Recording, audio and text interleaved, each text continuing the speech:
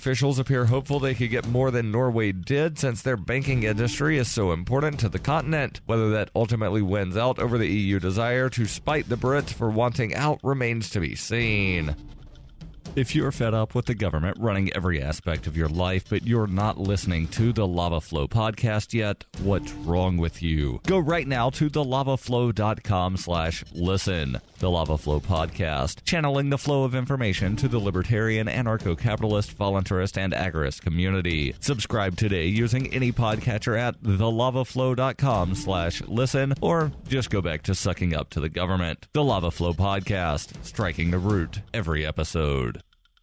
UPI reports former Republican presidential candidate Mike Huckabee has paid the band Survivor $25,000 for copyright infringement after using their song Eye of the Tiger during a campaign rally with Kim Davis, the Kentucky County Clerk who became a national figure for refusing to issue same-sex marriage licenses. Huckabee traveled to Davis's hometown last year to hold a celebratory rally after she was released following a brief stint in jail for refusing to abide by a judge's order to issue the licenses in the wake of a Supreme Court decision that legalized same-sex marriage. CNN reported the band sued Huckabee for copyright infringement, saying they had not given permission for the song to be used and had not been paid any royalties for its use. Huckabee's lawyers argued in court the event was a religious celebration, not a political event, and thus Huckabee was free to use the song under the Fair Use Clause. Documents show the $25,000 payment listed under the description, legal settlement, copyright infringement. For nearly 40 years, Roberts & Roberts Brokerage has been a trusted source for buying and selling precious metals like gold and silver. They also take Bitcoin for precious metal purchases and have permanently removed the minimum purchase amount for all orders paid in the digital currency. Call Roberts & Roberts today for knowledgeable advice on buying and selling precious metals and a forward-thinking approach to new technologies. 800-874-9760 or visit online at rrbi.co. Reuters reports the U.S. Supreme Court on Tuesday agreed to decide whether gender inequity in U.S. immigration law over granting citizenship to children born abroad to unwed American citizen parents, favoring mothers over fathers, violates the U.S. Constitution. The case involves a convicted felon from the Dominican Republic named Luis Morales Santana, who was denied U.S. citizenship even though his father was a U.S. citizen. It marks the second time the High Court has taken up the issue. In 2011, it split 4-4 in a similar case, leaving the matter unresolved. In July 2015, the Second U.S. Circuit Court of Appeals in New York sided with Morales Santana and struck down the law at issue, saying it applied impermissible stereotyping in imposing a tougher burden on fathers. The U.S. Justice Department asked the High Court to take up the case. The law requires unwed fathers who are U.S. citizens to spend at least 5 years living in the United States before they can confer citizenship to a child born abroad out of wedlock and to a partner who is not a U.S. citizen. For unwed U.S. mothers in the same situation, the requirement is only 1 year. Morales Santana was convicted of several offenses in 1995, including 2 counts of robbery and 4 counts of attempted murder. The U.S. government has tried to deport him since 2000. The court will hear oral arguments and issue a ruling in its next term, which begins in October and ends June 2017. This has been FPP Radio News, online at fppradio.com. We turn to Washington, D.C., where America's Roommates are holding a rally as part of their new One Vote Doesn't Matter political action campaign. The rally, which drew thousands of roommates, ranging from the guy who keeps all of his groceries in his room to the guy whose name the lease is under, is just a part of a surging grassroots movement to spread the message that one person's vote can't make a difference if you really, really think about it. You know, this is like the most important election of our lifetime. We just want to get the word out that it's already been decided in some smoke-filled boardroom. You know, I pretty much minored in poli-sci, so I think I get this stuff. Joining us now is Jason Copeland at a rally in the nation's capital. Jason, how would you describe the energy there? Yeah, hi, Andrea. I'd say it's a definite chill vibe. I just saw the roommate whose only friend seems to be his younger brother and the guy who just has an air mattress in his room passing out flyers together. Now, the roommates do make some interesting points. The Electoral College it is weird. This is the Onion News Network.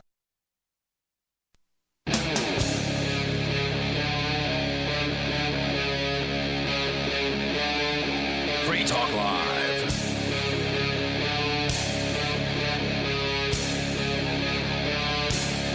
This is Free Talk Live. You may join us here. Our toll-free number and Skype username will be given to you in moments. And joining you in the studio tonight, you've got me, Ian. And me, Mark. And me, Daryl. And don't forget, you can join us online anytime you want. Just go to freetalklive.com and get interactive there. All the features on the site are completely free. Coming up, we didn't get a chance last night to talk about the story asking, are we all becoming Pavlov's dogs? Regarding our obsession collectively with the smartphone. I do want to talk about that coming up, but Daryl, you've got some pretty big-sounding news about another hacker who has gained access to information the U.S. government probably doesn't want getting out. Yes, and this guy has posted something on Reddit. I also have the story from thehackernews.com. And that's what I will read before going over to some of the stuff that he posted in his Reddit thread that is not covered here. Got it. So they say a massive database of terrorist and heightened risk individuals and entities containing more than 2.2 million records has reportedly leaked. Researcher Chris Vickery claimed on Reddit that he had managed to obtain a copy of the 2014 version of the WorldCheck confidential database, which is being used by banks, governments, and intelligence agencies worldwide to scope out risk, including suspected terrorists. The leaked database contains more than 2.2 million records of people on suspected terrorist, organized crime, money laundering, bribery, corruption, links, and other unsavory activities list. According to Thomson Reuters, who runs WorldCheck, and that name Thomson Reuters might sound familiar. That's the parent company of Reuters, the news company? The news agency Reuters. That's disturbing. Thomson Reuters, who runs WorldCheck, says that it's serviced by 4,500 institutions, including 49 of the world's 50 largest banks. Oh, boy. More than 300 government and intelligence agencies, and a lot of law firms. Although the access to the WorldCheck database is supposed to be strongly restricted under European privacy laws, Reuters says an unnamed third party has exposed an outdated version of the database online. Vickery does not reveal exactly how he came across the data, but did say, no hacking was involved in my acquisition of this data. I would call it more of a leak than anything, although not directly from Thomson Reuters. The exact details behind that can be shared at a later time. Meanwhile, he told BBC that the database was not using any protection like username or password to see the records. What? However, he clarified that this unprotected database was not directly hosted by Thomson Reuters itself. I'm so confused. How is this a confidential database if there's no username and password to access it? That's a good question, and I don't know. Yeah. It's, someplace where people can't find it. It's obscured. Apparently somebody found it. Apparently they did. Vickery also told other media outlets, even after disclosing its location to Thomson Reuters, the database is still available online. Quote, as far as I know, the original location of the leak is still exposed to the public internet. Thomson Reuters is working feverishly to get it secured. Along with the number of categories, the WorldCheck database also contains individuals' dates and places of birth in an effort to help banks and government entities check that they are looking into the right people. The WorldCheck database has repeatedly been accused of falsely designating individuals and organizations as terrorists on the list without their knowledge. BBC's Radio 4 first revealed the inaccurate terror designation after it gained 30 minutes of access to the WorldCheck database in August of 2015 from one of the disgruntled customers. An investigation conducted by Vice News in February of this year also revealed that there were several individuals on the database list with a terrorist designation, including an American Muslim civil rights leader praised by George Washington Bush, an economist honored by the British Queen, and a prominent anti-extremist campaigner. However, the Reuters rejects these accusations.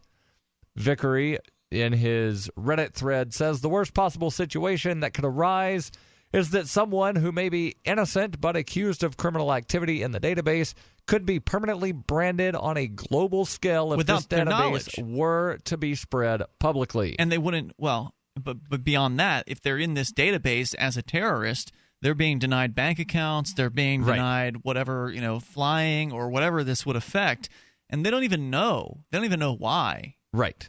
And I have reason to believe, and I will explain my reasons, but I have a reason to believe that this man is not lying.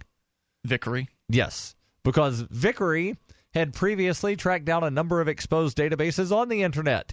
He's the one who reported a huge cache of around 191 million U.S. voter records and details of around 13 million MacKeeper users. In April, he also reported to have information on 93 million Mexican voters. The records were exposed due to configuration errors in MongoDB database. So now going over to his Reddit post, after his long post where he talks about what was covered in that news article, he says, small update. I have left a voicemail with Thomson Reuters and submitted notification via their World Check Support portal. Hopefully they contact me soon. Update number 2. Thomson Reuters saw this post, looked up my notification through the World Check Support portal, and gave me a call. They were very nice. I have passed along details of where the leak is, and to the best of my knowledge, they are working to get it secured. One important point that they would like to highlight, and something I agree with, Thomson Reuters is not the only company gathering this kind of data and putting it together in this type of database. They may be a leader in the industry, but it's not fair to vilify them as if they were the only company in the market. Additionally, Thomson Reuters does not believe that this is any kind of blacklist, and they disagree with Vice's characterization of it as such. Well, what the hell is it then? If it's identifying people as potential terrorists or terrorists, that sure as hell sounds like a blacklist. It sounds like, people are checking this list before they'll allow someone to open a bank account or whatever. Yeah, I think that even if it's just informational, it's disturbing information. It's a list that people get put on and distributed to all kinds of organizations that aren't even quasi-governmental that, can result in all kinds of things. I mean, what do you think your job prospects are like when you're on the terrorist watch list? I'm going to say not as good as they would be otherwise. And how many people are on this list? Millions, right? 2.2 million. Millions of people are on this list, have not had a day in court. They don't have any way of knowing they're on the list, defending against being on the list. And if some representatives, Democratic representatives in Washington, D.C. had their druthers, wouldn't be able to buy a gun. Now, this isn't the terrorist...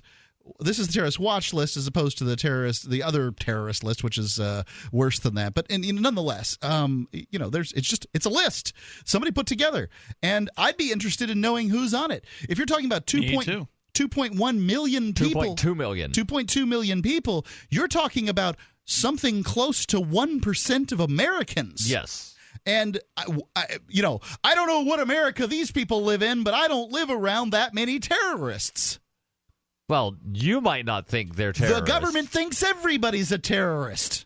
So let me go back here. It's the pot and the kettle, by the way. Governments operate the same way that terrorists operate. Yes. The reason that people pay taxes is because they're scared of the organizations that might come after them. Those organizations are governmental.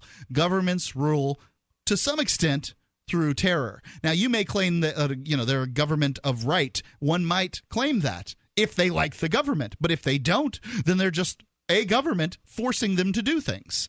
That's basically the definition of terrorism. Again, Thomson Reuters says that this is not a blacklist and that they disagree with Vice's characterization. Vickery says, I'm not saying they're right or that they're wrong, but it's only fair to convey what they have expressed to me, and there's more. Now, Vickery is trying to determine whether or not to release this thing, right? Yes. Okay, I want to hear more about there's that. There's more. Yeah, I want to hear more about why he hasn't already done that. 855-450-FREE. That's 855-450-3733. You can share your thoughts here on Free Talk Live. Every once in a while, you get information that's worth changing your life for. This is one such time. You can save up to and beyond 25% on all purchases at Amazon. You probably heard of Bitcoin and just not thought much about it. You certainly know that you can get competitive pricing at Amazon, but now you can get a 25% discount on nearly everything you need to live. I've just given you a huge raise, and all you have to do is claim it. You go to saveitpurse.com and open an account. Do this right now. Don't wait. Then you fund the account with Bitcoin. You can buy them through expresscoin.com with a check or money order. There are other ways to get Bitcoin, but that's fast, safe, and easy. This information is worth you changing the way you do things. Go to saveitpurse.com right now, get signed up, and cash in on the huge raise I'm offering you. 15 to 25% off of everything at Amazon through saveitpurse.com. It's saveatpurse.com. Here's Dr. Paul Meyer, Christian psychiatrist, author of 85 books, and founder of the national chain Meyer Clinics, to tell you about To Your Health liquid vitamins. I've been taking these every day for over a decade now, and I try to encourage every one of my clients to take them every day. And there's a number of reasons. First of all, it's the best vitamins you can get. It's got dozens of vitamins, antioxidants, and nutrients in it. And then the most important reason why I do it as a psychiatrist and recommend it to my patients is because it's got brain food in it. It's got the essential amino acids. It's got tryptophan, phenylalanine, tyrosine, choline, vitamin B6, and these chemicals that are all natural from food turn into the brain chemicals that make you happy. To Your Health is delicious. Find out more today. Call us 800-801-3459 or visit online at mytoyourhealth.com. Use the coupon code RADIO15 for a 15% discount on your order. That's mytoyourhealth.com. Recently, LRN.FM kicked off its 2016 satellite fundraiser. This year, we're hoping to expand our international free-to-air satellite coverage to include Europe, the Middle East, and North Africa. Our current satellite coverage includes North America, Central America, and Sub-Saharan Africa. This year, the Indiegogo-based fundraiser is going to be promoted via a Head Talker. It's a website that allows you to sign up to join in a social media blast to promote something. Sign up now at share.lrn.fm via your preferred social media, and then on Independence Day, July 4th, the Head Talker will post to your social media accounts about our fundraiser. We've set a goal of 200 people. Will you be one of them? Now, of course, you can go donate to the fundraiser right now at fund.lrn.fm. But even if you can't afford to help, you can definitely add your social media reach to the Head Talker. So please do. Go to share.lrn.fm. That's share.lrn.fm. Here's a chance to do a little activism while you're cruising Facebook, Twitter, or Google+.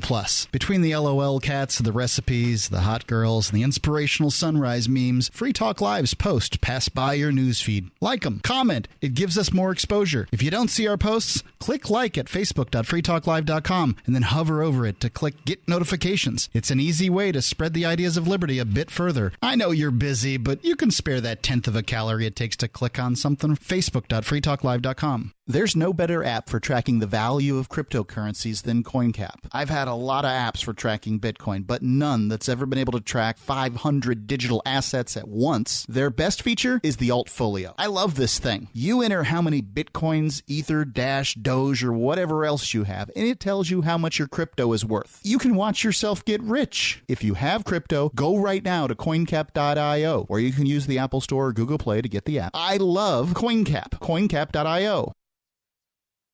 You can connect with the Liberty Radio Network via our Facebook page at facebook.lrn.fm. That's facebook.lrn.fm.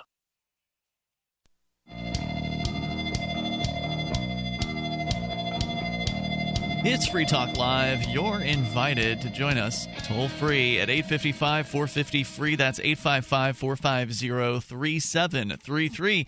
I had not heard of World Check prior to Daryl bringing in this news story about a security researcher who somehow has come across this database, World Check. They've got 2 million plus names in this database, and apparently, I wonder how many of those names are Ian Freeman, Mark Edge, and Daryl Perry. I also wonder. I'll bet you 3. Well, because I had a bank account shut down on me, or several bank accounts shut down on me just a couple of months ago. So, I wonder if I'm in this database.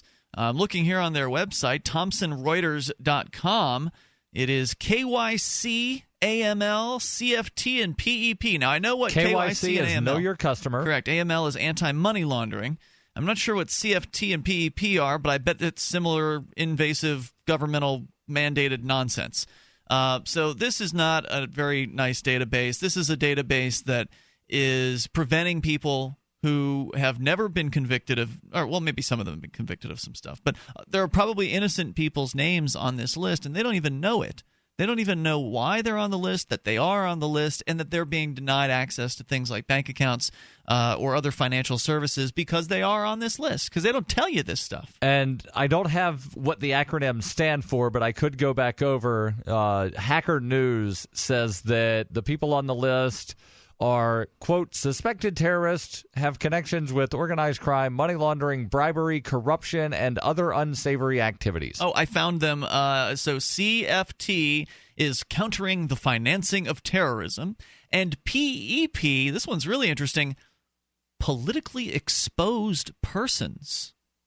Interesting. I want to know more about that. But what is political exposure? That's, is that somebody with... was that like Wiener? What was his name? That guy was politically exposed, right? Like he exposed himself right there. He's political. He exposed himself, and he's a person. He put his entire platform right out there on Twitter. Is that what they're calling it these days? A PEP is an individual who is or has been entrusted with a prominent function. Many PEPs hold positions that can be abused for the purpose of laundering illicit funds or other predicate offenses such as corruption or bribery. So somebody in a position of bank loan officer or something like that might be considered a PEP. Anyway, so there's more to this story. He's found this database, found that you could access it with no username and password. So somebody had publicly faced this database allegedly without Thomson Reuters knowing, and this security researcher got the data, apparently. Right. I'm not sure if he got it from somebody else or if he just found some kind of flaw in their system to where you type in the right thing and then it takes you somewhere to where you access this data. But they claimed in the story it wasn't password protected anyway, so it doesn't sound like it was particularly well protected. Either way, it wouldn't be in his best legal interest to describe thoroughly how he got it. Right. And the WorldCheck system is password protected, but what he found was their database not password protected. Right. Thomson Reuters, which runs the WorldCheck, says that not just anybody can become a subscriber to WorldCheck, and that there is a vetting process for appropriate subscribers. He says, I have no way to verify whether a large enough check could or could not buy a subscription. So again, this is just what they told me. Update number 3, and I'll read update number 3 before giving you his reasons for, or rather his pros and cons of why to or why to not make this list publicly available. So he's still debating it. He's still trying to... And pros and cons are great ways to make a decision. Sure. Right. And making them public allows other people to give their feedback. Right. Update number 3. For those interested in my safety and encrypted insurance file is available here, and he links over to another thread on Reddit titled Vickery Insurance File Torrent. Ian, I've sent that to you because you know how to do the things. Mm-hmm. He says, no, this is not a release of the data, but it is something that should add a degree of protection to me. Well, why wouldn't you put the data up encrypted with a PGP with a PGP key or whatever, and then that way, somehow it's out there, and then he can release the PGP key or something like that. I don't know. I'm not sure. It says it's an encrypted insurance file. Okay. I don't know exactly what that means, so it could be something to where if he's arrested, somehow a PGP key gets released, and then people can access whatever the stuff is that's in the torrent. I really don't know, but I wanted to make sure that I mentioned that, and I just hit refresh. There are no more updates. That file's been taken down from the Pirate Bay, apparently. Right, but there's also a magnet link in the Reddit thread, and that's the thing that I don't know how to wind up working. I thought you might. I see it there. Okay, gotcha. But he says, here are some arguments for and against releasing the database. And he has 3 in the pro meaning for, and 4 in the against column. Number 1, innocent people that have been put on the list deserve to know that they are on the list. I'd like to know. The data is apparently all aggregated from public sources. The database is currently already accessible to anyone that is willing to pay Thomson Reuters for it. Against. Releasing it may tip off some actual bad guys that really should be on such a list. Number 2, Thomson Reuters' legal team will likely have some words for me. After all, they do invest considerable time and effort in categorizing and analyzing the data, even if it is from public sources. There's probably also a copyright argument that could be made. Number 3, I have nothing against Thomson Reuters, and I'm generally a pretty friendly guy. Number 4, he says some harm will likely be done to individuals that should not be on the list, but are on the list by mistake. Suddenly, the mistaken listing would be much more widespread than even Thomson Reuters subscribers. I understand that some people, spreading this list around further harms the people who are on the list if people consider the harms list to the be... people that are on the list mistakenly without a this person's on the list mistakenly column in the list. Sure. But everybody's harmed. You're worried about the people who are on mistakenly. I'm not worried about genuine terrorists that are on the list. Hold I agree that with you. thought. Let's go to Ron in Virginia. Ron, you're on Free Talk Live. Go ahead with your thoughts.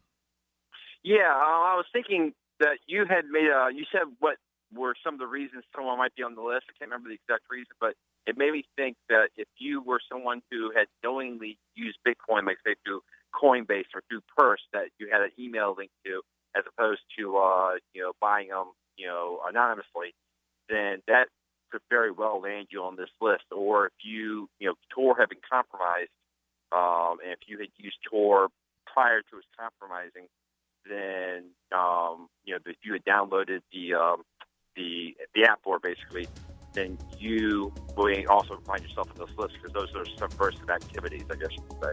Well, yeah, I mean, the big question is what is included in this list. We've got general ideas of money laundering, terrorism, all the usual stuff. But what else? Right, what other people do they have? Hold your thoughts, Ron. We'll bring it back here if you want to continue. The toll-free number is 855-450-FREE. That's 855-450-3733. How detailed is the list? Does it explain why the person was added? We don't know yet because we haven't seen it.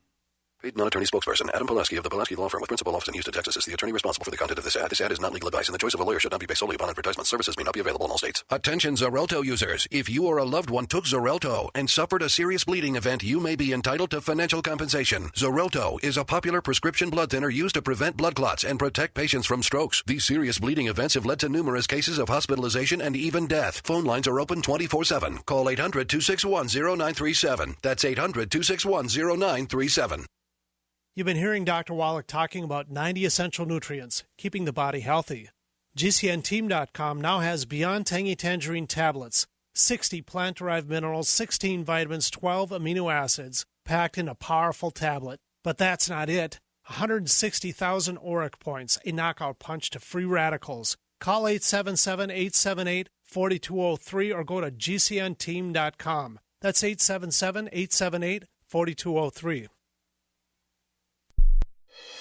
An alarming new study finds that people suffering from stress-related disorders react poorly to being trapped in underwater elevators. A tired 398-month-old throws a tantrum, and a little clay thing is purchased at an arts festival. And now an eerily perfect recap of this week's news. The Catholic Church reversed its long-held stance against gay marriage this week after meeting Connecticut couple Tony and Craig. The vacationing pair dazzled the Pope and assorted clergy with their witty conversation and true loving affection for each other, leading Vatican officials to conclude that love is love and it's silly to put restrictions on it in this day and age. The Chinese people announced that they would be willing to forgive most of the United States' $1.16 trillion debt if Americans agreed to dress up in costumes and perform silly dances for them. Chinese officials encouraged U.S. citizens to wear sequined vests and prance around while slapping their big fat American tummies, promising that the more humiliating the performance, the more debt will be erased. In sports, NASCAR fans are deeply puzzled by a mysterious black family seen attending multiple races. This is the Onion News Network. This is your Roberts & Roberts Brokerage Daily Precious Metals Update. In early trading Wednesday, gold is even at $1,318 per ounce, and silver is 44 cents higher at $18.27 per ounce. Bitcoin is currently trading at $626 US. Roberts & Roberts Brokerage has been helping clients buying and selling precious metals for nearly 40 years. For more information, give us a call at 800-874-9760 or visit us online at rrbi.co. So you've heard all 3 hours of the latest episode of Free Talk Live, and you're still hungry for liberty-oriented audio content? Did you know that we have another 24/7 audio stream at LRN.FM? The Liberty Radio Network airs the latest episodes of some of the best liberty-oriented podcasts on the internet around the clock. In addition to recorded content, you'll also hear live shows like Free Talk Live, originating from our Keene, New Hampshire studio. So listen anytime at LRN.FM. That's LRN.FM. Since time began, tyrants have taken aim at personal liberties. Now there's a movie that aims back.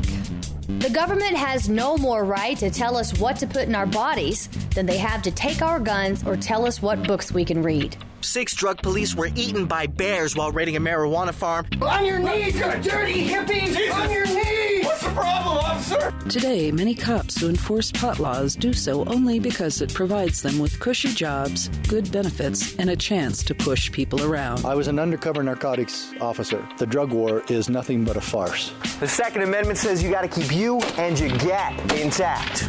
Guns and Weed, The Road to Freedom. A film by Michael W. Dean and Nima Vadadi. DVD available now at gunsandweed.com or on Amazon.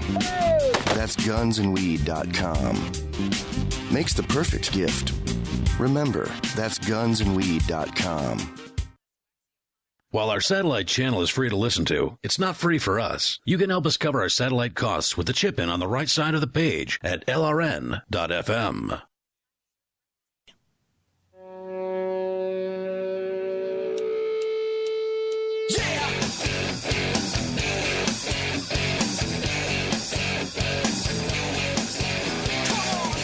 Talk Live. You're invited to join us on the radio waves here. Toll-free number is 855-450-FREE. That's 855-450-3733.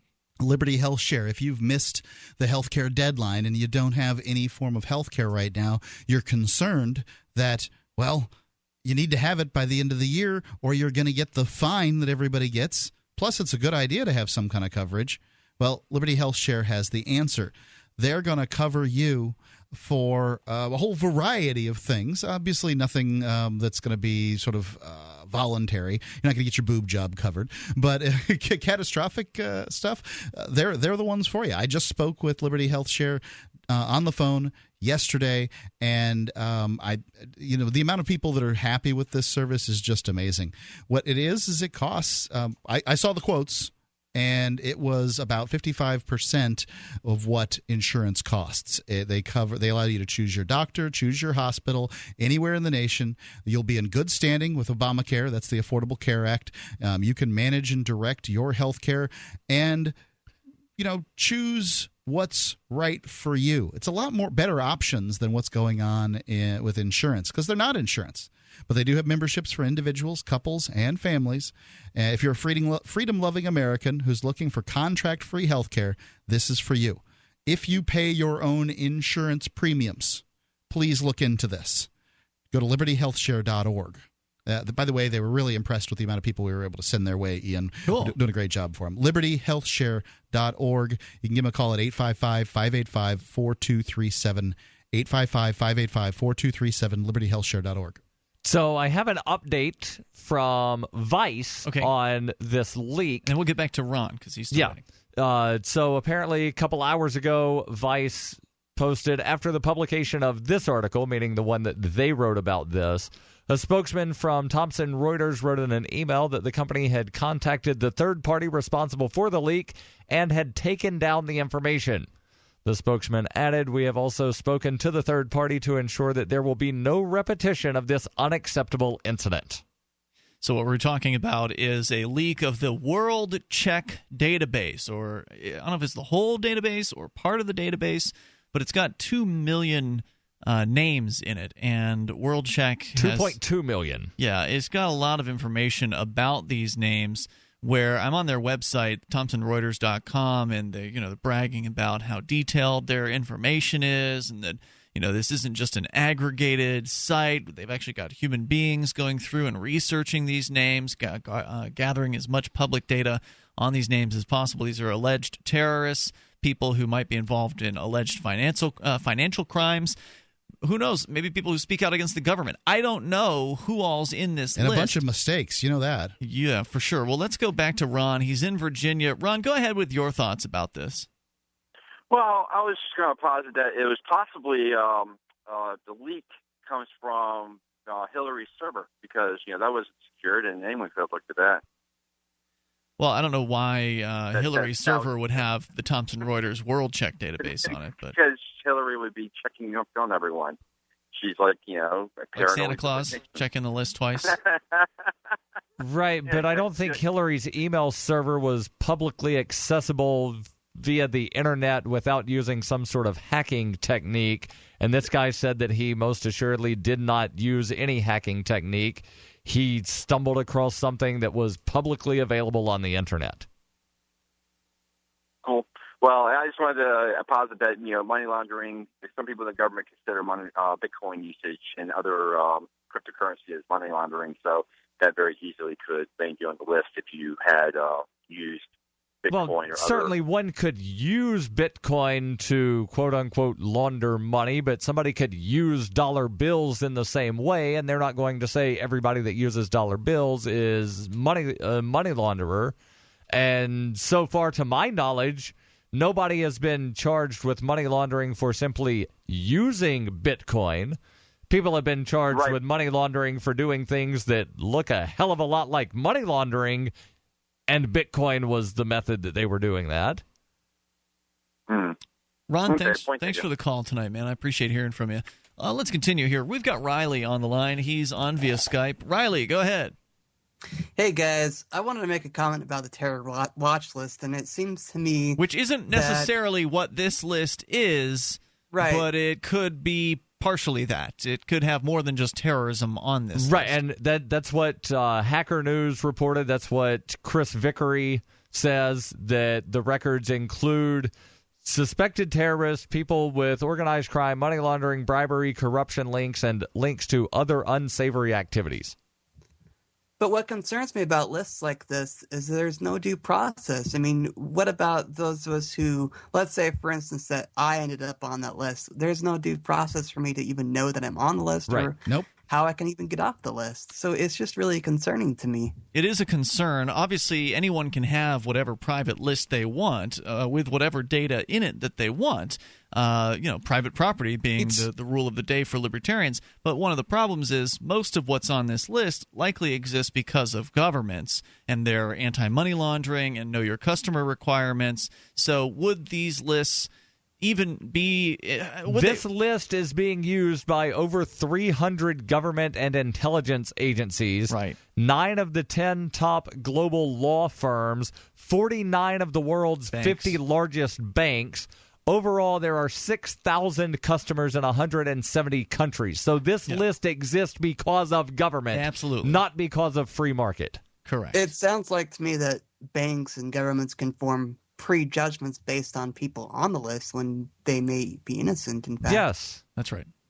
That that even though that you're innocent, they believe that your risk level is too high for them to do business with. So even though you've never been convicted of anything or even charged with anything, if there's something they think that you're doing that is suspicious, maybe the suspicious activity reports have been filled out on you, maybe that's what qualifies you for listing in here. I mean, I don't know. We haven't seen the list. We don't know what data, what details they have on people. But it could just simply be one of those things where they've determined that, well, doing business with you is just too risky. If we continue to do business with you, the government may come after us, and we don't want the government to come after us because we're the ones who have to pay the fines, not the customer. So we're just going to disconnect from these customers that appear on the list. My question would be then, what objective standard are they using for defining what suspicious might be? Well, it's probably the government standards. Well, if it's all based on suspicion, then there is no objective standard. It is, by very definition, subjective. Well, the classic definition or the classic example of a suspicious activity report being filed is someone filing or somebody doing a deposit or withdrawal in a bank account of a certain amount of money a certain number of times, or to try to avoid the cash transaction report, for instance. That's one example, but you could just look suspicious, and that's enough. There's the thing of if you deposit over $10,000, they have to fill out a report. Cash transaction report. If you wind up depositing, as happened to a lady in, I believe it was Iowa, that was running a small restaurant, she would deposit money like 2 or 3 times a week. And the IRS said, well, that looks like you're structuring because you keep depositing like $4,500 and $5,200. So you're not wanting to trigger the $10,000 reporting thing. So therefore structuring, and we're seizing your assets.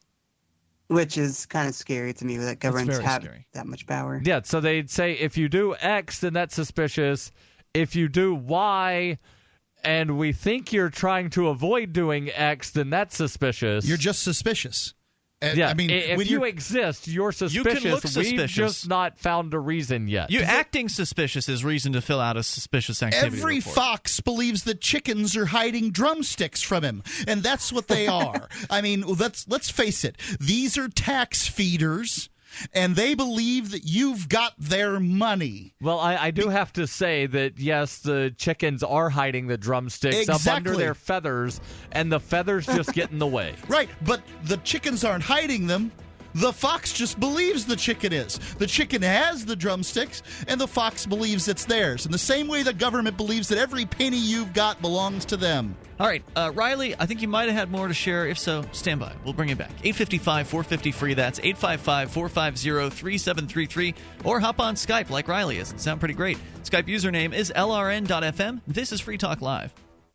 All right, listen up, because this is the most important thing you're going to hear all day. What if I said you could make money flipping houses without any cash, credit, or manual labor? And what if I said you could do it part-time from the comfort of your home? Sound unflippin' believable? Hi, I'm Preston Neely, and I'm going to prove it by sending you a free copy of my smash hit selling book, How to Get Rich in Real Estate. It sells online for $19.95, but I'm giving away free copies this week. To get one before they're gone, call 1-800-960-4295. I used to be so broke. I had my electricity shut off 9 times, but I figured out a simple way to make money flipping houses without even breaking a sweat. Now I'm living the good life, and so should you. Listen, if you're sick and tired of stressing about money, this book could change your life. Hands down, it's the fastest, easiest way to get started in real estate. Let me prove it. Call right now to find out how to get your free book. When they're gone, they're gone. Call 1-800-960-4295. 1-800-960-4295. Dangerous blood clot device alert. If you or a loved one had an IVC filter placed to prevent blood clots from traveling to your heart or lungs and suffered an injury, you may be entitled to substantial financial compensation. The FDA warns that IVC filters may cause serious complications, such as heart or lung damage, internal bleeding, and even death. These dangerous blood clot devices can break, and the metal fragments can travel to your heart or lungs, causing serious injuries. If you or a loved one suffered organ damage or other injuries from an IVC filter, you may be entitled to substantial financial compensation. Act now. Time is limited to file a claim. For a free consultation and free information, call Injury Help Desk at 800-478-1507. 800-478-1507. 800-478-1507. This is an advertisement. Paid non-attorney spokesperson. InjuryHelpDesk.com is responsible for this advertisement. Principal office, Las Vegas, Nevada. Hey guys, Mark Claire here, lionsofliberty.com, where we strive to advance the ideas of liberty daily. We bring you the Morning Roar. That's right, every Monday to Friday we'll have a brand new edition of the Morning Roar, where we provide a roundup of some news stories that you may not find in the mainstream media or even in your typical social media newsfeed. We find stories that relate to the ideas of liberty and provide you with our liberty perspective on them. Every Monday, we have our longest-running feature, Mondays with Murray, named after the great libertarian Murray Rothbard, where we'll examine an article or an excerpt from his works and help convey his view, along with our little spin as well. We wrap it all up every Friday with Felony Friday, where our own John Odermatt goes out and takes a look at some sort of felony. There's felonies committed every day, you know, whether it's a felony committed by the police, a politician, or even an average citizen. You can find all of this and so much more over at lionsofliberty.com. LRN.FM. Advancing the ideas of liberty daily. LRN.FM is proud to announce our official listening apps for Android and iOS devices. Now you can easily tune into our streams anywhere, anytime on your smartphone or tablet.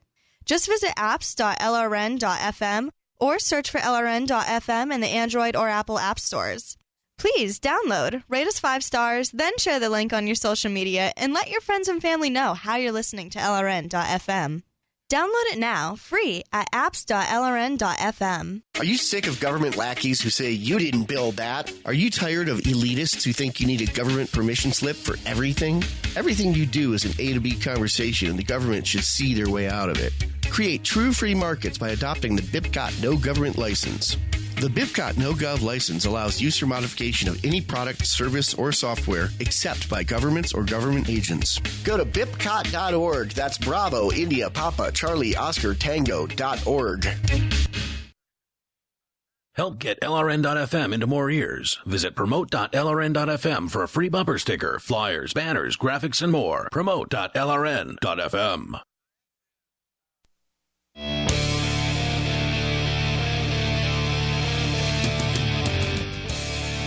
This is Free Talk Live, and you can bring up whatever's on your mind here. We're talking about the World Check database. It's a list of names of people who, well, this organization says you shouldn't do business with if you want to avoid possible government targeting. That's one way to describe it. They allow for KYC, AML, compliance, due diligence. KYC stands for Know Your Customer, AML, anti-money laundering.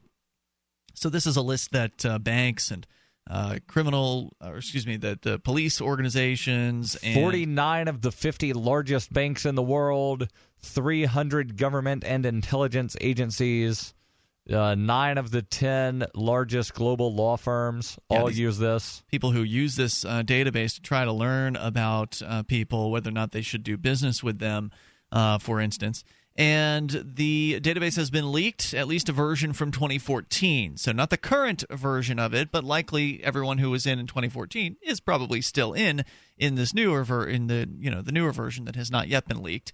The security researcher has posted to Reddit. This is the guy who has acquired a copy of said database, apparently. Yes. He has posted, that is no longer publicly available online, according to Vice.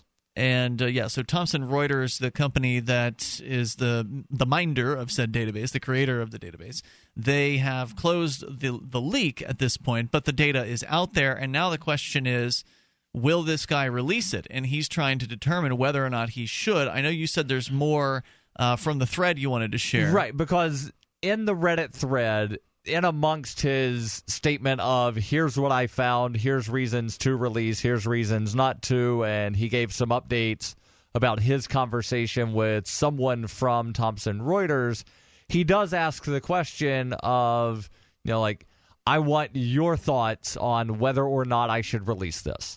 And I like some of the responses here, and if we have a moment, I would like to share some of these. In a moment. First, let's go back to Riley calling from Utah. Riley, you're back on Free Talk Live via Skype. Go ahead. Yeah, I've got a question to change the subject just a little bit. I've got a question that I've been wondering about. How would people with disabilities be treated in a free society? Okay, I think this is one of the best. How are you treated now?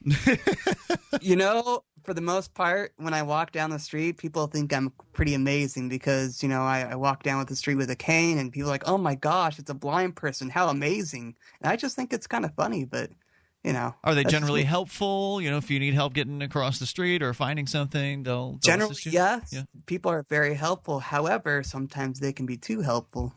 In what way? Usually when I walk down the street, someone might come up and grab me, which is to me a little upsetting because I don't like it when people grab me, or they try and help me down the stairs when I really don't need help down the stairs. Well, so, if they're touching you without your permission, that's assault. Or at least weird. But, for the most part, I get treated pretty well. Well, I don't know why that would change in the absence of the state. Well, I think in the absence of the state, you would probably lack some mandates. So there would probably be some stores out there that are, more eclectic. Perhaps they would have staircases that are odder than, normal staircases, or doors that are non-compliant, or perhaps bathrooms that didn't have all of the features that every handicapped person might need. You might have... We got that today, by the way. Downtown Keene, there are some places with steps. The only way you can get in the building is to go up steps. I think they were grandfathered in. And there won't be any new ones, though. Right. Where they're all, any new construction at this point has to fit whatever guidelines, it fits under from, previous times.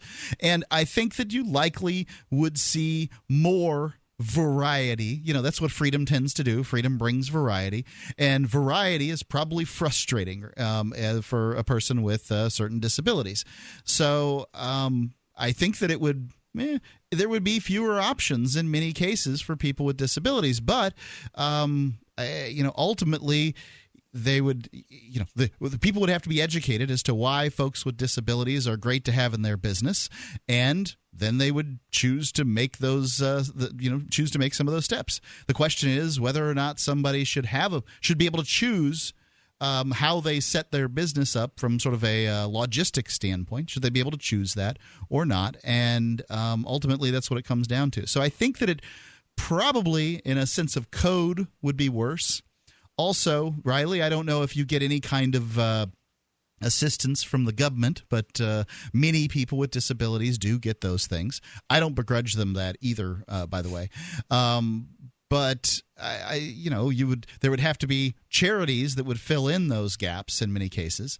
Blind people can do lots and lots of different work, but there are disabilities out there that just preclude people from doing work at all. Well, and charities are a lot more efficient than government-run welfare, to where right now, on average, governments spend about 75% of the money through various welfare programs going to bureaucrats, and only about 25% winds up going to the people that are actually, seeking the help. Whereas with private charity, it's completely opposite, and that's on the low end, to where only 75% is going to the people that are benefiting from the charity. And again, on the low end, or rather the high end, 25% goes to overhead. Most good charities, it's somewhere less than 15% that goes to overhead. There are some charities where it's as low as 5%. I think that, Mark, anything is possible. Certainly your speculation that access to businesses might be more limited could be the case. But remember, the marketplace can get things to happen even without government force. So if it turns out that some business opens up and they're not allowing wheelchairs to come in, they don't have the ramp for it, there could very well be people who protest that and they boycott and make a big stink about it if the business isn't doing it, and that could hurt their business. So they have a financial incentive. Even if they don't feel like they're going to have a whole lot of business from crippled people, they have the financial incentive to go ahead and put those facilities in place, because people who advocate for crippled people, who can stand and walk and all of that, might decide to not do business there at all. Right, and somebody could certainly be a complete a-hole and say, I'm going to put an alligator-infested moat around my business, and only people that can pole vault across the moat get to shop in my store. And, there's not going to be a lot of people that go to the alligator-infested moat store. It's just not going to happen. Yeah, Riley, any thoughts? Go ahead. I am actually one of those blind people that doesn't really have a problem with businesses who won't allow guide dogs to come in, because they won't allow guide dogs in. Yeah, I don't have a problem with that. However, that exists. What business is it? A cat store? I mean, what kind of business says no guide dogs? I'm sure restaurants would have a problem with you having a guide dog. Because the government tells them no pets, and restaurants don't tend to hire valedictorians, and they don't understand the difference between a pet and a guide dog. But I have never... Riley, please send me a news story on this business that doesn't let guide dogs in. I'm pretty sure there's a mandate that the government from the government that they have to allow those dogs in there. I will actually see if I can find one for you guys. Now, when you say not allowing guide dogs, do you mean as sort of your service dog for you to work, or you're just going about your daily business and you've got your dog with you? Yeah, we're not talking about an emotional stability service dog. We're talking about an actual guide dog for the blind, right? Yeah, right, I know, but there's a difference between walking in the front door of the restaurant to sit down and eat your meal, and I need the dog to lead me to the freezer so I can cook somebody's steak. I don't know if there's a dog that actually does that, but, I'm just talking about the dog that helps blind people get around. Generally, I realize there are different categories, but I'm pretty sure that all of them have to be allowed in. That's what I'm thinking as well. A blind person service animal and an emotional service animal. The businesses aren't allowed legally to ask why you have the dog. Right. So no, I'm not in favor of these laws, but they do exist, and so that's why basically anybody with a service dog vest can get their well-behaved dog to go into anywhere they want to because they can't ask about it. Right. Yeah, and if you've got a parrot and you want to walk around everywhere with your parrot, just call it a service animal, emotional support animal, and there's not really much that can be done. See, the parrot is performing the service of insulting everyone, so I don't have to. Hey, thanks for the call, Riley. Hey, I didn't say it. It was the parrot. 855-450-FREE. That's 855-450-3733. Ralph? You stink. Ralph in New Jersey. Don't talk that way to Ralph. Ralph, you're on Free Talk Live. Go ahead. Well, there is a question that has been percolating in my mind for quite some time now. All right. And it comes What's the question? Well, if El Negro claimed that, ISIS is the JV, then what is Obama? That ISIS is the what? The JV, Junior Varsity. Junior Varsity. Or JV, as he called them. All right. When you say the Negro, you mean Barack Obama. That's your code word for him. Hang on. We'll talk about it. It's Free Talk Live. Are you tired of governments murdering people around the world? Stop using their money.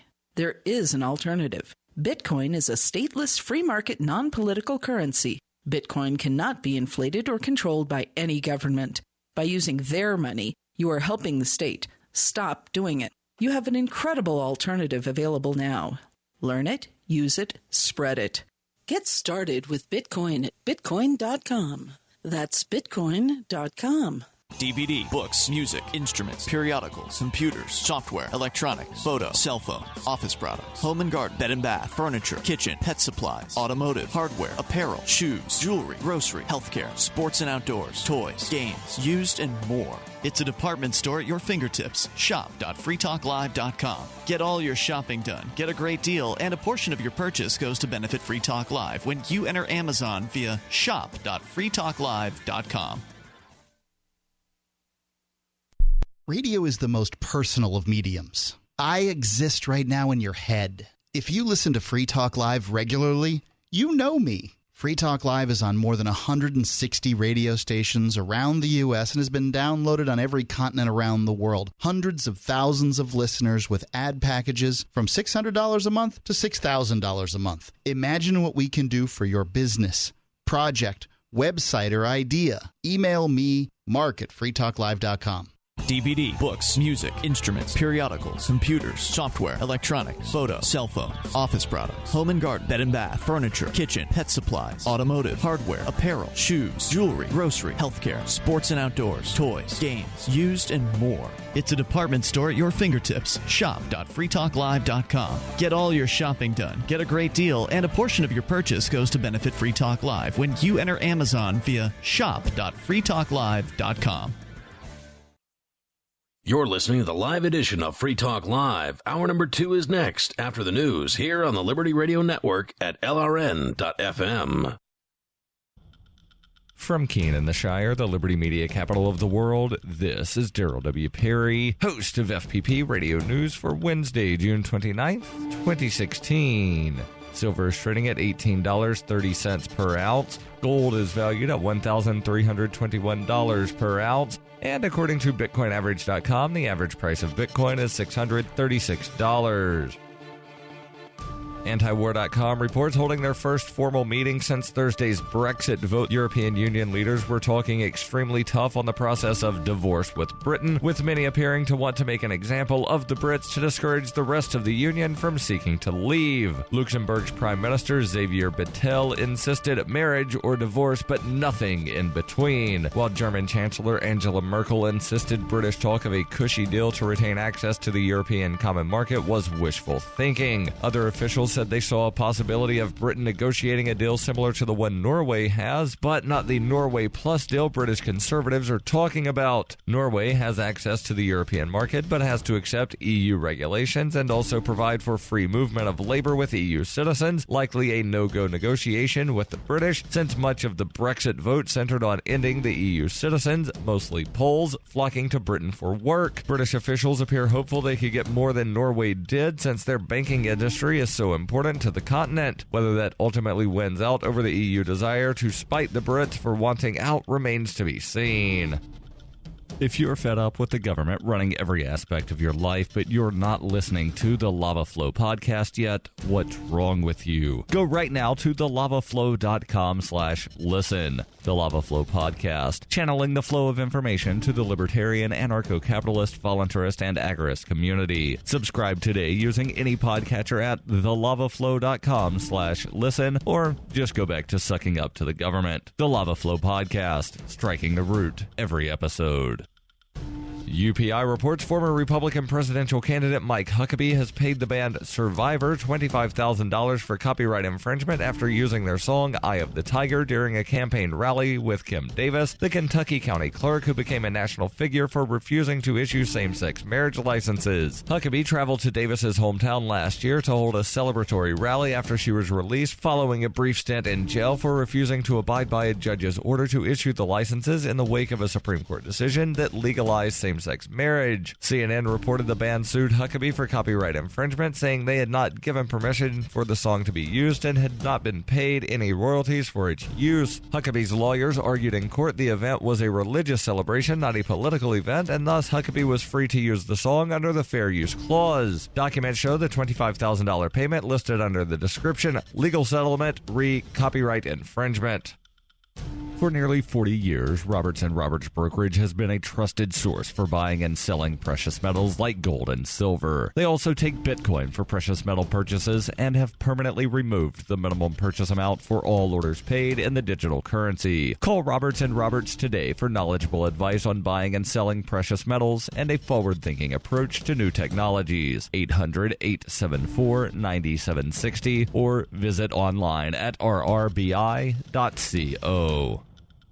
Reuters reports the U.S. Supreme Court on Tuesday agreed to decide whether gender inequity in U.S. immigration law over granting citizenship to children born abroad to unwed American citizen parents favoring mothers over fathers violates the U.S. Constitution. The case involves a convicted felon from the Dominican Republic named Luis Morales Santana, who was denied U.S. citizenship even though his father was a U.S. citizen. It marks the second time the High Court has taken up the issue. In 2011, it split 4-4 in a similar case, leaving the matter unresolved. In July 2015, the Second U.S. Circuit Court of Appeals in New York sided with Morales Santana and struck down the law at issue, saying it applied impermissible stereotyping in imposing a tougher burden on fathers. The U.S. Justice Department asked the High Court to take up the case. The law requires unwed fathers who are U.S. citizens to spend at least 5 years living in the United States before they can confer citizenship to a child born abroad out of wedlock and to a partner who is not a U.S. citizen. For unwed U.S. mothers in the same situation, the requirement is only 1 year. Morales Santana was convicted of several offenses in 1995, including 2 counts of robbery and 4 counts of attempted murder. The U.S. government has tried to deport him since 2000. The court will hear oral arguments and issue a ruling in its next term, which begins in October and ends June 2017.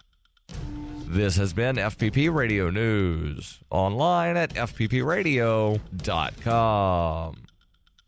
Are you a helpless moron perplexed by the world? Wish there was a device that enabled you to consult the Onion Book of Known Knowledge anytime, anywhere? Then you need the Book Bjorn, the amazing new wearable invention that makes you and the Onion Book of Known Knowledge inseparable. Never again be stumped by the panoply of bizarre objects filling your field of vision. Never take it off. Never be without it. All this for just 4 easy payments of $39.93. The Book Bjorn. The Book Bjorn. And if you call now, you'll receive the special page-turning wand. Turn pages with the greatest of ease. The special reading light to wrench knowledge from utter darkness. The book umbrella to protect the Onion Book of Known Knowledge's precious pages from the elements. Book Bjorn. This $800 value can be yours today. Send a check or money order to the Book Bjorn, care of the Zwiebel Center for Knowledge Studies, 15 Zwiebel Way, Macau, China. Do not hesitate. Buy now. The Book Bjorn.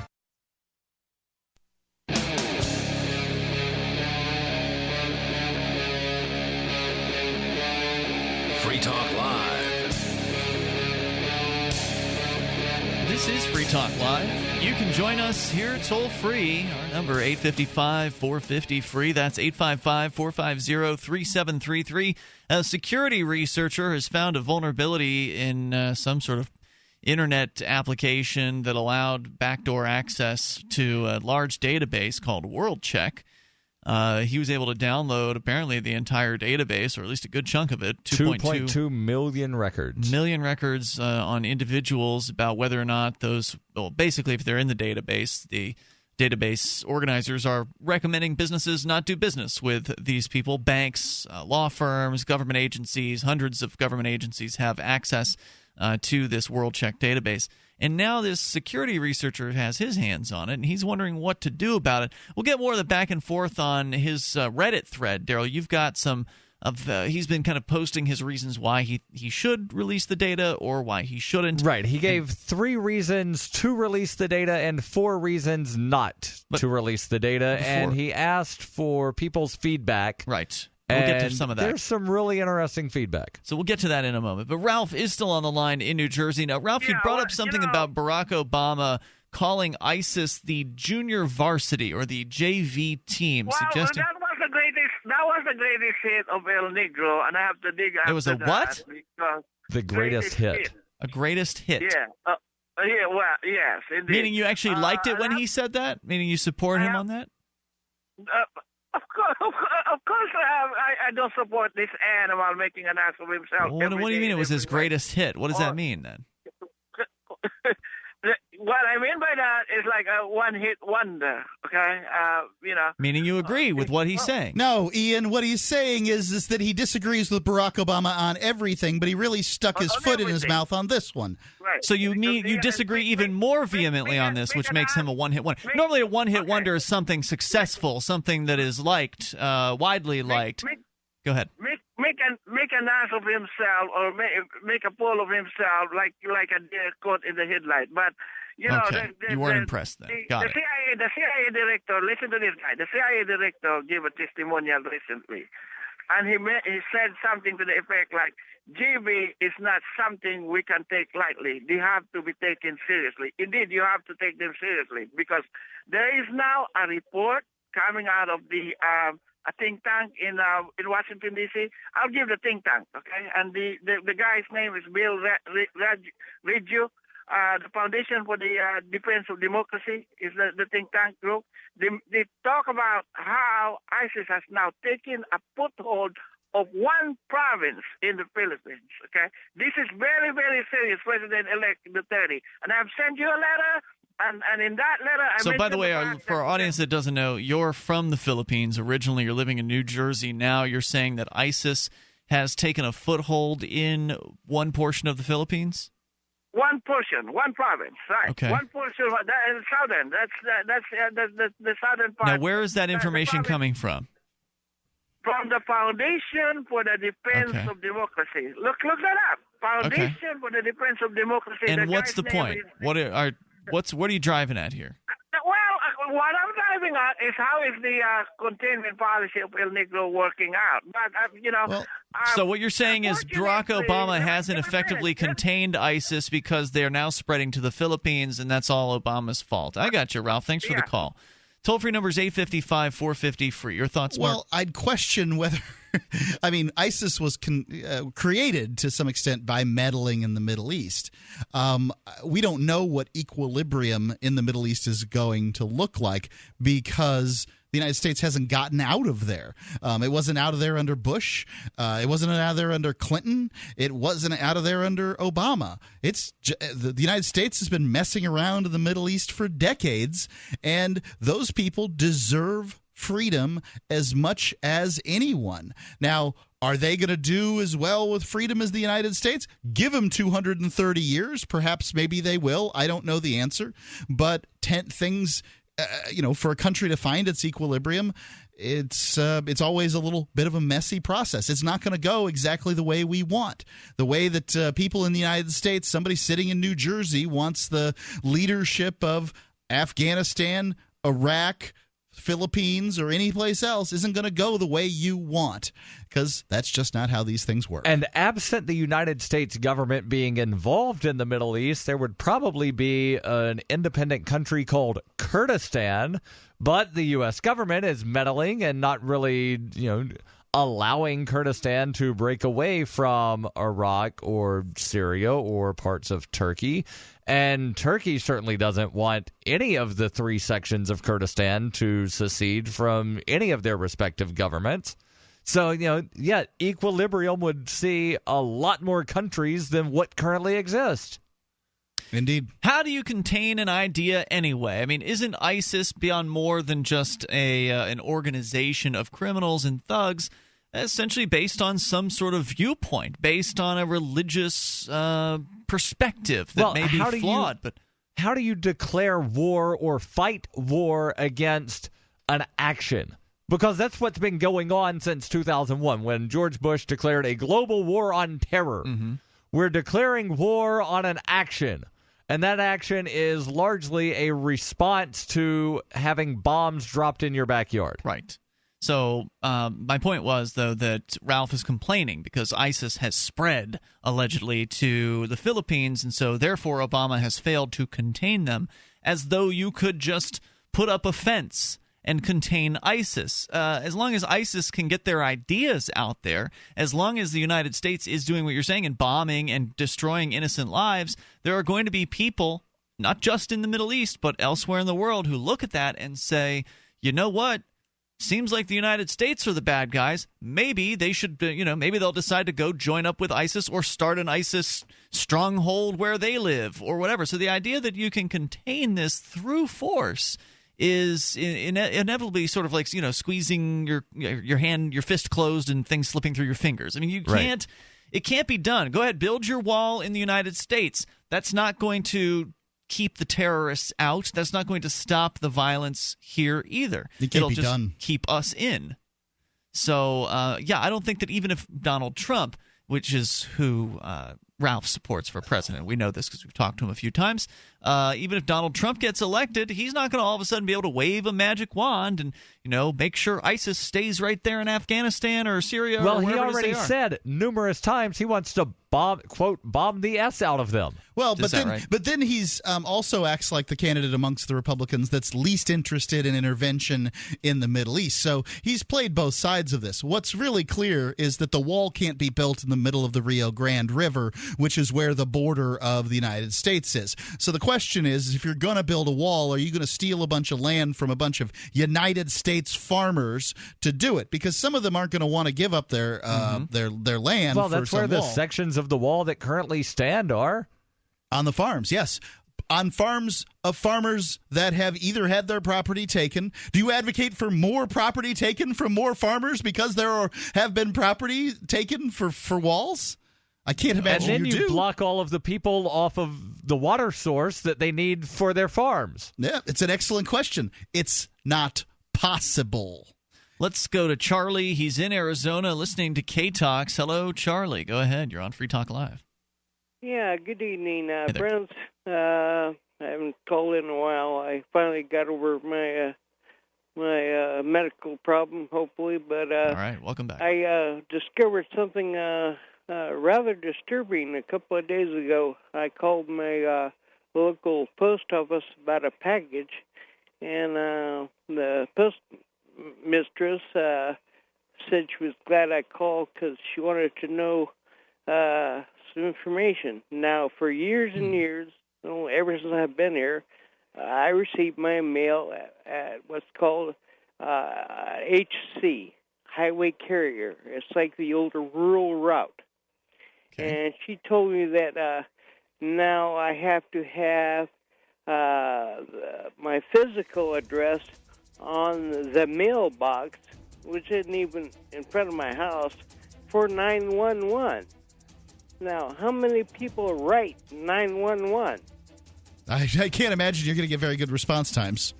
Well, yeah, I think she's talking about response. I think she's talking about so the 911 officers can find you, if the cops or the ambulance is coming out there. Charlie, if you had more, you can stand by. Our toll-free number is 855-450-FREE.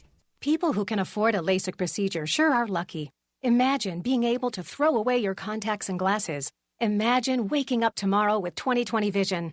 Too bad everyone can't afford LASIK. Well, guess what? There's a company that agrees with you. TLC Laser Eye Centers is now offering great prices on high-quality LASIK to make it affordable for everyone. That means you get the latest FDA-approved all-laser LASIK technology for less than what others charge. And if you call right now, we'll schedule a free appointment so you can discover if LASIK is right for you. Results may vary. Call 1-800-930-9765. Even better, if you're one of the first 100 callers, ask about an extra $400 off your all-laser LASIK procedure. That's $200 off per eye. We've already performed over 2 million procedures. Let us help you. Discover how you can get the quality LASIK experience you deserve for less than what others charge. For your free appointment, call 1-800-930-9765. 1-800-930-9765.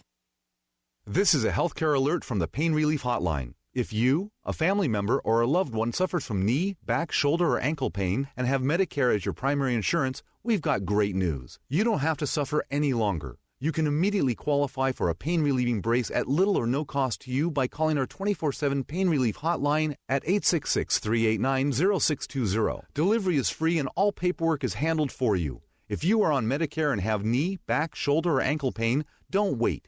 You can qualify to immediately receive a pain-relieving brace at little or no cost by calling our 24/7 Pain Hotline now at 866-389-0620. Our representatives are standing by 24/7 to take your call and rush you your pain-relieving brace at little or no cost to you. Shipping is free and all paperwork is handled for you. Just call 866-389-0620. That's 866-389-0620. Again, 866-389-0620.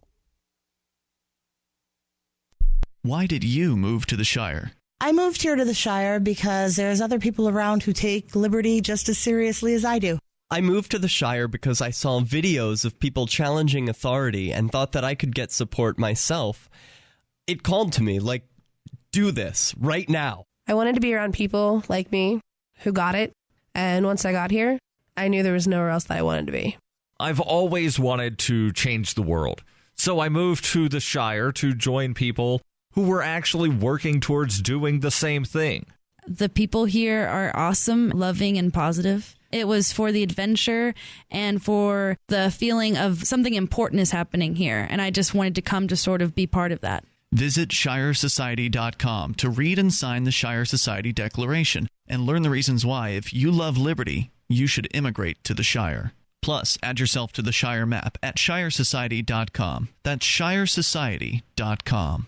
The three most important things you can do for Free Talk Live are: 1, share one episode a week on Facebook or in some other social networking site. 2, buy the things you buy online through shop.freetalklive.com. 3, give $5 a month to the AMP program. It's my firm belief that Free Talk Live's AMP program is the best use of your charitable dollar among liberty-oriented organizations. Support all the organizations you love, but make sure you give $5 a month to AMP at amp.freetalklive.com. This Your Family Today tip is brought to you by Stouffer's, helping bring your family together with wholesome dinner options, even on the busiest of nights. Find dinner table ideas to bring your family together at letsfixdinner.com. To get kids involved in dinnertime conversation, ask specific questions, not broad ones. Instead of what happened today at school, try what was the best thing that happened today. The more specific you are, the more they'll have to say. For more tips like these, visit us at parenthood.com/yourfamilytoday. This is the Liberty Radio Network, broadcasting the latest liberty-oriented audio content 24 hours a day at LRN.FM.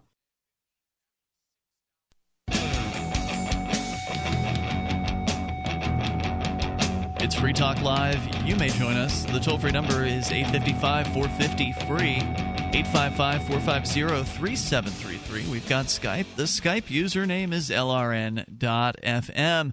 And there are a lot of choices out there when it comes to cryptocurrency wallets, but there's only one wallet that'll actually allow you to access your Bitcoin, Ether, and DAO tokens all in one wallet. It's Jaxx, Jaxx. You can get it right now. It's free over at jaxx.io, jaxx.io, or visit your favorite app store, Google or Apple. The data for the app is stored client-side, so the company that made it never has access to your funds. It's cross-platform, which means you can have it on your smartphone, your tablet, your laptop, your PC, your Mac, your Linux machine, whatever your operating system, there's probably a Jaxx that'll work for you. So go to jaxx.io and download Jaxx today. Their goal is to ultimately give you control over your coins, currencies, contracts, identity, and more. A digital command center for your life. It's Jaxx, jaxx.io. As we go back to Charlie in Arizona listening to K-Talks. Charlie, you were on the phone with the postmaster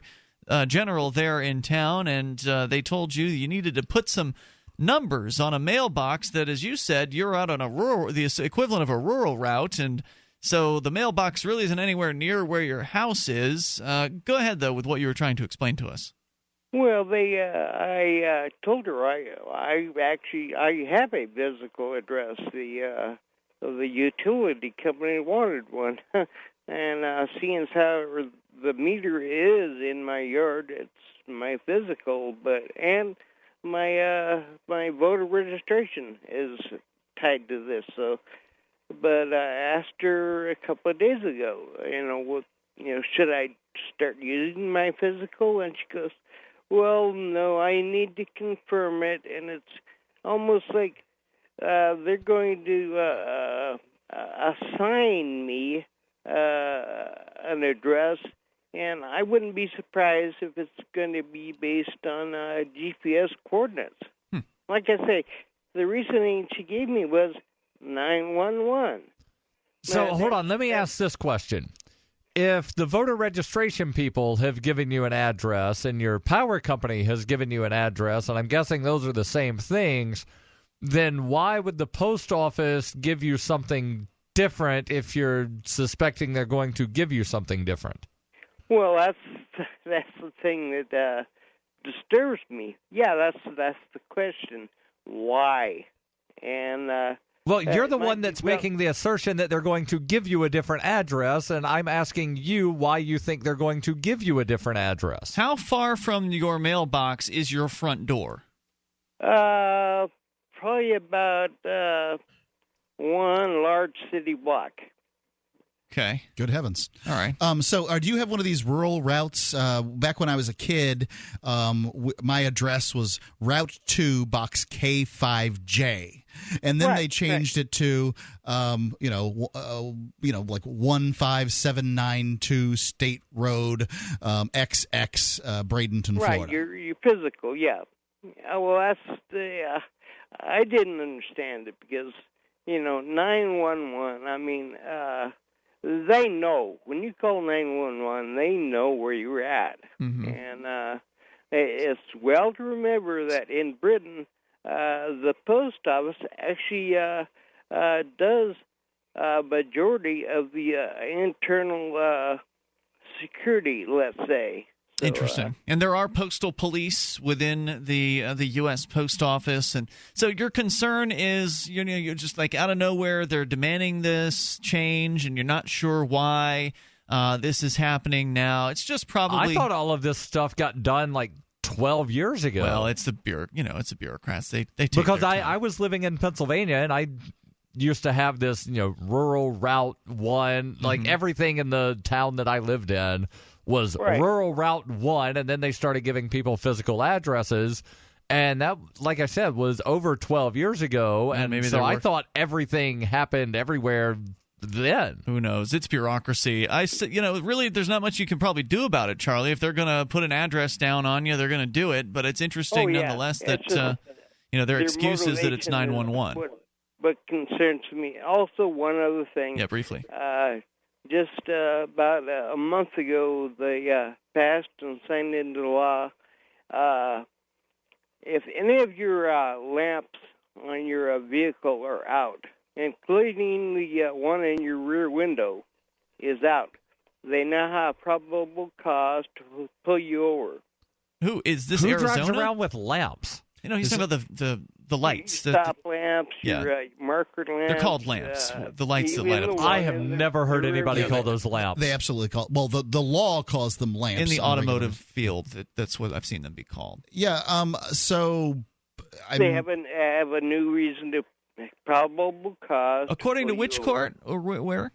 No, it's statewide. It was so passed Arizona by the legislature. Okay. Are they? Hold on. Are you saying that that's reason for them to pull you over and give you a ticket? Because I believe that's the law everywhere. Or are you saying that it's reason for them to pull you over, not give you a ticket for anything, but search your car?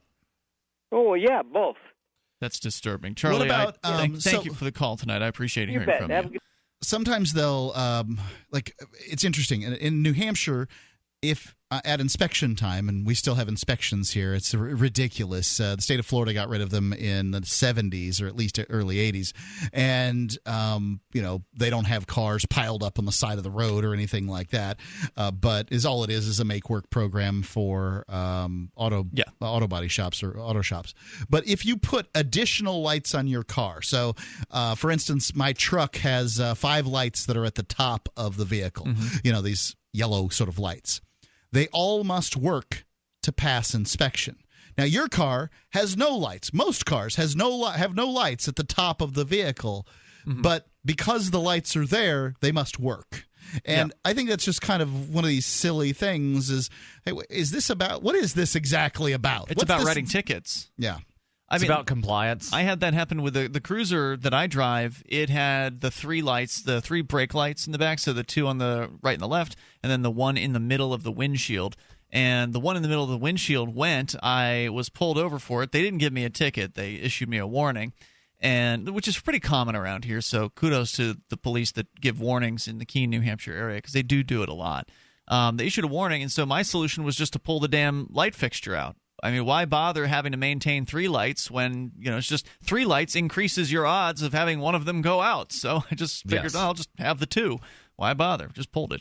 Anyway, toll-free number tonight, if you want to join us here, 855-450-FREE. Let's get back to the secretive database that somebody apparently has access to. A researcher named Vickery, Chris Vickery, he's posted on Reddit about this World Check database, which disturbingly is a database manufactured and maintained by Reuters, Thomson Reuters, the parent company of the Reuters news organization. I just think it's disturbing. Weird. I think it's a disturbing conflict of interest that a news organization is also maintaining a terrorist watch list. Well, it's more than just terrorism. It's financial crimes or whatever other. But it's nothing that's been proven, and that makes it a political list. The people who are in power make a list of the people who are out of power. That's why a news agency should be not participating. Well, in Reuters' defense, it's the parent company of Reuters, not the news agency. It's all the same company, though. I mean, just because one corporation's got a slightly different name, they're all hooked together as far as I'm concerned. But you've got more on this, Daryl. Yes. We'll continue. Free Talk Live. Worried about lead, fluoride, and other contaminants in your drinking water? Get a ProPure with the Pro 1G 2.0 cleanable reusable filter and remove up to 200 contaminants. Drink water the way nature meant it to be. Clean, crisp, and refreshing. See the complete line of ProPure products, including the new ProMax shower filter. There's a ProPure for you. Visit your authorized ProPure dealer for details or ProPureUSA.com. That's ProPureUSA.com. So you've got to take a state construction license exam or certification. Can't decide on what books or what chapters to study? Discover right now how you can eliminate unnecessary books and wasted study time. At contractorexam.com, our study materials zero in on state-required test topics in an effective, multiple-choice format. So whether you're a plumber, electrician, general contractor, or other construction-related trade, contractorexam.com will help get you prepared. Visit us at www.contractorexam.com today. So the protection of life, liberty, and property is what the Free State Project is all about. But it's an effort to move 20,000 people who understand. It's about demonstrating to the entire country that, yeah, we can have a free market, a truly free market. Making it just a freer, great place to live. It's the world's largest voluntarist libertarian community, and it's only getting bigger. That's amazing, to be able to move to a place where other people passionately believe in being free and independent. What the Free State Project is managing to do, though, is to put their money where their mouth is. It's physically getting up across the country and saying, let's go someplace and let's demonstrate the power of these ideas. There's a lot of kind of philosophy that surrounds liberty. There's a lot of thinking about it and talking about it. But here in New Hampshire, people are doing it. 101 Reasons Liberty Lives in New Hampshire, a documentary by Free State Project Early Movers. Watch it free at 101reasonsfilm.com. 101reasonsfilm.com. Are you a political activist who does things that the government might not like? Then this free ebook may save your life. Rats is your guide to protecting yourself against snitches, informers, informants, agents provocateur, narcs, finks, and similar vermin. Rats was written by OG libertarian Claire Wolfe. Rats is a short book, easy to read, and available free in many formats. Download Rats free at rats-nosnitch.com. That's rats-nosnitch.com. You can listen to Free Talk Live on the radio, podcast, satellite, webcam, and our live streams. But did you know you can listen to Free Talk Live from any phone, anywhere? Add this number to your phone, 213-493-0308. It's a long-distance call, so make sure you're familiar with your phone's calling plan. The Listen Lines are airing the latest episode of Free Talk Live 24 hours a day, including our live shows. Call 213-493-0308. That's 213-493-0308. If you're looking for work, there's a piece of paper more important than your resume. It's the cover letter attached if you're snail mailing, or the email to which you attach your resume. Make it 4 short paragraphs. Paragraph 1, say that you're applying for work. The person you're sending to gets a ton of mail about all sorts of things. If you have a password, that's your first sentence. Tom Nelson tells me you and I should meet. Paragraph 2, what you do and how that relates to the opening. Be as specific as possible. Paragraph 3, why you want this particular job. I'm originally from Boston, so I know the market well. I have family and friends in the area, so this would be a homecoming for me. Paragraph 4, unless the job posting stipulates no calls, and I will call you to follow up. Thank you in advance for your time. From survivalspeech.com, I'm Holland Cook. You can sign up to receive the latest about the Liberty Radio Network via our email updates at updates.lrn.fm. That's updates.lrn.fm.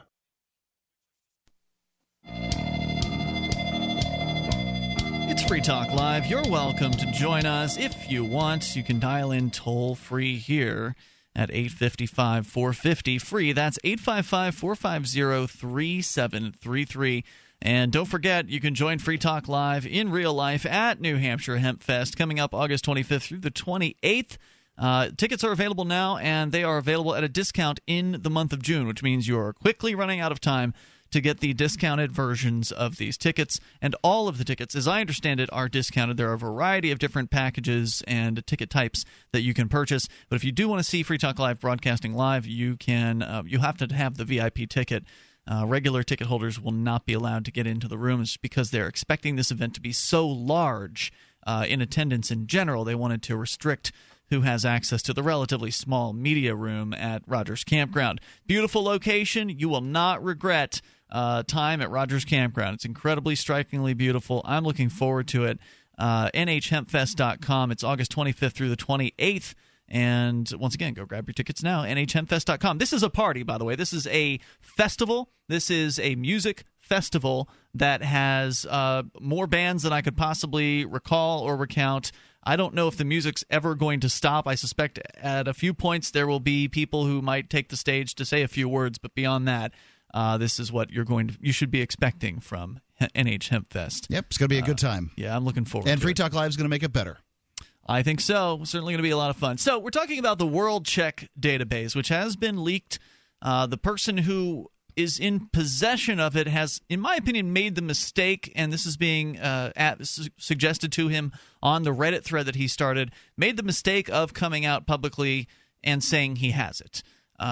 That's why he put out the encrypted insurance thing on Torrent. Right. Which we've downloaded, and there's several hundred people that are hosting that. But ultimately, the fact that he still revealed who he is and what he has, I think could allow him to be targeted for some sort of retaliation by governments, by this company, through some sort of legal maneuverings, lawsuits. I don't know what kind of liability he has. I hope he checked with an attorney prior to going public with this information, because he's saying he's got a database of 2.2 million names with lots of details about who's an alleged terrorist and who's an alleged money launderer and who knows what other information's in these databases that banks and law firms and hundreds of law enforcement agencies utilize on a regular basis to learn about people and to maybe even blackball them from the banking system, perhaps. So very interesting. Whether or not he's going to reveal this is the big question right now, and that's what you were going to share with us, Daryl, is some of the discussion from the Reddit thread where he posts his reasons, his pro and con, why he should reveal, why he shouldn't reveal this 2.2 million names database from 2014. So slightly out of date. It's not current, but should still be very interesting. Right. So someone says, as much as I am for transparency and would love to see the list, as I suspect I'm probably on it, this is a private company, not a government, so really it would be unethical to divulge the database. If it was government or paid for by government funds, I would say have at it. It is paid for by government funds. It sounds to me like the number one customer type is government agencies. Yes. You read back 300 plus law enforcement agencies, 50 banks, and 49 of the 50 largest banks. And I would love to know which of the largest banks are not using this. You mean the one largest bank? Yeah, like who's the one out of, which of the 50 largest is not using it? Well, they probably have some other system that they use, because as was pointed out, the Thomson Reuters database isn't the only one of its type. Right. And I don't know how much, there's other, like banks use check systems. Whenever somebody applies for an account, they run the person's names through check systems, which I believe reveals whether or not that person has been blackballed from banking in some way for having, debts that they've never paid or whatever. I don't know how similar check systems is to this. This sounds a little bit more detailed than check systems, but that's another example of yet another privately maintained database. And somebody else says, instead of publishing the complete list, it could be shared with a trusted third party that creates a platform where people can query the list but not download the data. I think that's the same is done with database dumps after data breaches, so people can look to see if they're affected. I would be interested in simply knowing that information, and I'm sure there's lots of people that feel the same way. Well, that would make sense, period, just because looking at raw data is pretty hard to handle for most people. Yes. So hopefully, if it is released, someone will, at the very least, create that interface for it. Somebody else says, once upon a time, I worked for a company that had AML, KYC requirements, so anti-money laundering, know your customer requirements. It was not uncommon to see my friends who I personally knew and who were using our services get flagged by these databases. In almost every case, it would be because their parents named them Michael Smith, and even with the date of birth match, there may be enough Michael Smiths in the world to cover rather a lot of birthdays, but just one Michael Smith database entry without a date of birth would suddenly flag every Michael Smith in the world. Yeah. The matching that's done with these databases leads to a lot of false positives. Right. The WorldCheck website prominently proclaims they've reduced false positives from 30% to 15%. It's still a lot. And then he says... imagine you're for the 15% of the 2.2 million people on this list. That's a lot of people. He says, so here's my take. If you're on the list, particularly the criminal list rather than the terrorist list, your chances of getting off are essentially zero. I don't think that weighs in favor of releasing. I can confirm that competing lists are also compiled from public sources, including web crawling. Even if somehow you convince Thomson Reuters to remove yourself from the list, the competitors will not follow suit, and no one publishes which list they use. And he then says, my primary concern is for number 4 on the con list. Number 4 on the con list is that some harm will likely be done to people that are on the list mistakenly. It says, my primary concern, this being the commenter, my primary concern is for number 4 on the con side, which I think you should not underestimate. Ultimately, much as I'd really very much like to look at the database, I would say it should not be released. He then says about putting something up on a third party to where you charge people $1 per lookup. And then that Vickery seems really wrong. I mean, to profit off of it. Yeah, to profit from the. I do get why database. he would do it, though. That prevents people from just looking up, over and over, setting a program that looks up everything. Yeah, and then the guy that posted this using the username Found the Stuff. That's Vickers. Right. Vickers, he posted, and I lost the comment, but he did say something about he's leaning towards doing one of these sort of hybrid dumps to where people can search it without actually seeing the full database. Well, I hope he does something, because I think that the data should be freed. Free the data, let it out there. Let the chips fall where they may. I don't see the negative sides of this. I really don't. I understand that the argument is that if you're innocent and your name is in this database, that could somehow harm you, but the harm is already being done to you, in that if you're trying to get a bank account, you're being denied and you don't know why. Or you're trying to get a job and you're being denied. You don't know why. But more harm could come. What do you suppose that harm is? I mean, this is what death, physical violence. Do you think the government's going to shoot people who on the list? I don't think the government will, but some guy that fancies himself some kind of terrorist hunter, some vigilante terrorist hunter, he'll look on the list and find a name and be like, well, I know somebody with that name. Yeah. I know a Michael Smith. Those people. I'm going to go kill me a terrorist. Well, somebody who's that dumb and that insane is already running around killing people who have Middle Eastern surnames. I mean, I don't think that's you're not opening up a whole new area of crazy vigilantes. I think you're right about that. I mean, if you're crazy, you can just find a mosque or an airport or wherever it is you think bad guys might be and stalk them there, which I don't recommend you do. But there has been a shooting in an airport and an explosion, several explosions, not several, but 3 suicide bombers in Istanbul's airport. We will tell you more about that on the way. 855-450-FREE, but you can take control of the airwaves. And what do you think about this World Check database? Should it be released? If you want to weigh in, please do. This is Free Talk Live. My golden retriever, Sundance, is a lot more playful now. She has more pep and energy than I've seen in years. Tons of energy. Petey is having fun again. He's got a shiny coat and a good healthy weight. Molly's been having 4 scoops a day. She pushes her little bowl all the way across the room, emptying every last single crumb. She has slimmed down and gotten this puppy look. She's got life. She's got energy. She's got stuff to give. We get asked all the time when we're at shows, how do you get your dog so healthy and shiny and glossy? DINOVITE.com.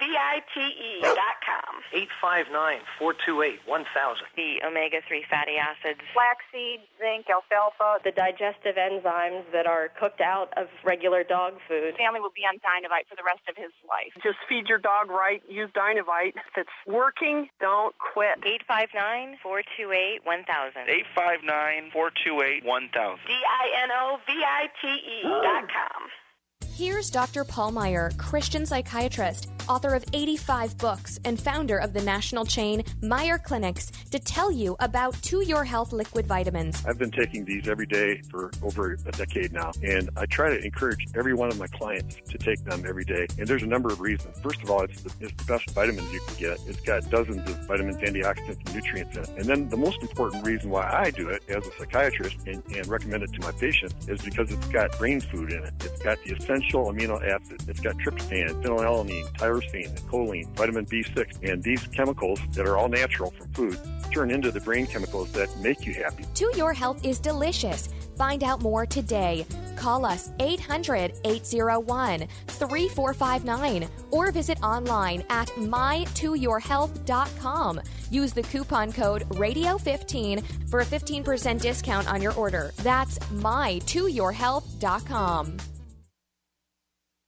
Free Talk Live. It would be better if we talked about the basis of all of this as far as the legal theory. I get the legal theory. That's the problem with people who call like this, Scott. You really sound like you know what you're talking about, but ultimately you don't have anything to prove that you know what you're talking about. And everyone who's ever tried this stuff has gone down in flames. And of course, everyone always says after that, like you're saying about your own self and your own experience, oh, well, I didn't know enough at that time. I know now. And I really don't want to hear any more about this until you actually come up with some evidence, because I'm telling you, it's bunk and it doesn't work at all because these people don't follow their own rules. Even if you have figured out from inside their own rules, even if you spent years, as you say you have, researching their ordinances and researching their statutes and how law works and the contract stuff and all of that, none of it matters because they don't follow their own rules. Free Talk Live, 7 nights a week from 7 to 10 Eastern, live on the Liberty Radio Network at LRN.FM. Did you know you can watch Free Talk Live during our live show 7 days a week from 7 to 10 p.m. Eastern via our studio cams at cam.freetalklive.com? Plus, you can chat with other listeners while you watch, all totally free. Now that our live video stream is hosted by YouTube, our video archives will be online even faster. So be sure to subscribe to our YouTube channel. Listen, watch, and chat all free at cam.freetalklive.com. That's cam.freetalklive.com. This is your Roberts & Roberts Brokerage Daily Precious Metals Update. In early trading Wednesday, gold is even at $1,318 per ounce, and silver is 44 cents higher at $18.27 per ounce. Bitcoin is currently trading at $626 US. Roberts & Roberts Brokerage has been helping clients buying and selling precious metals for nearly 40 years.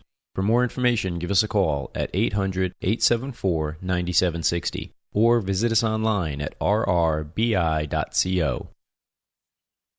What's up next? Visit the Liberty Radio Network program guide to find out at shows.lrn.fm. That's shows.lrn.fm.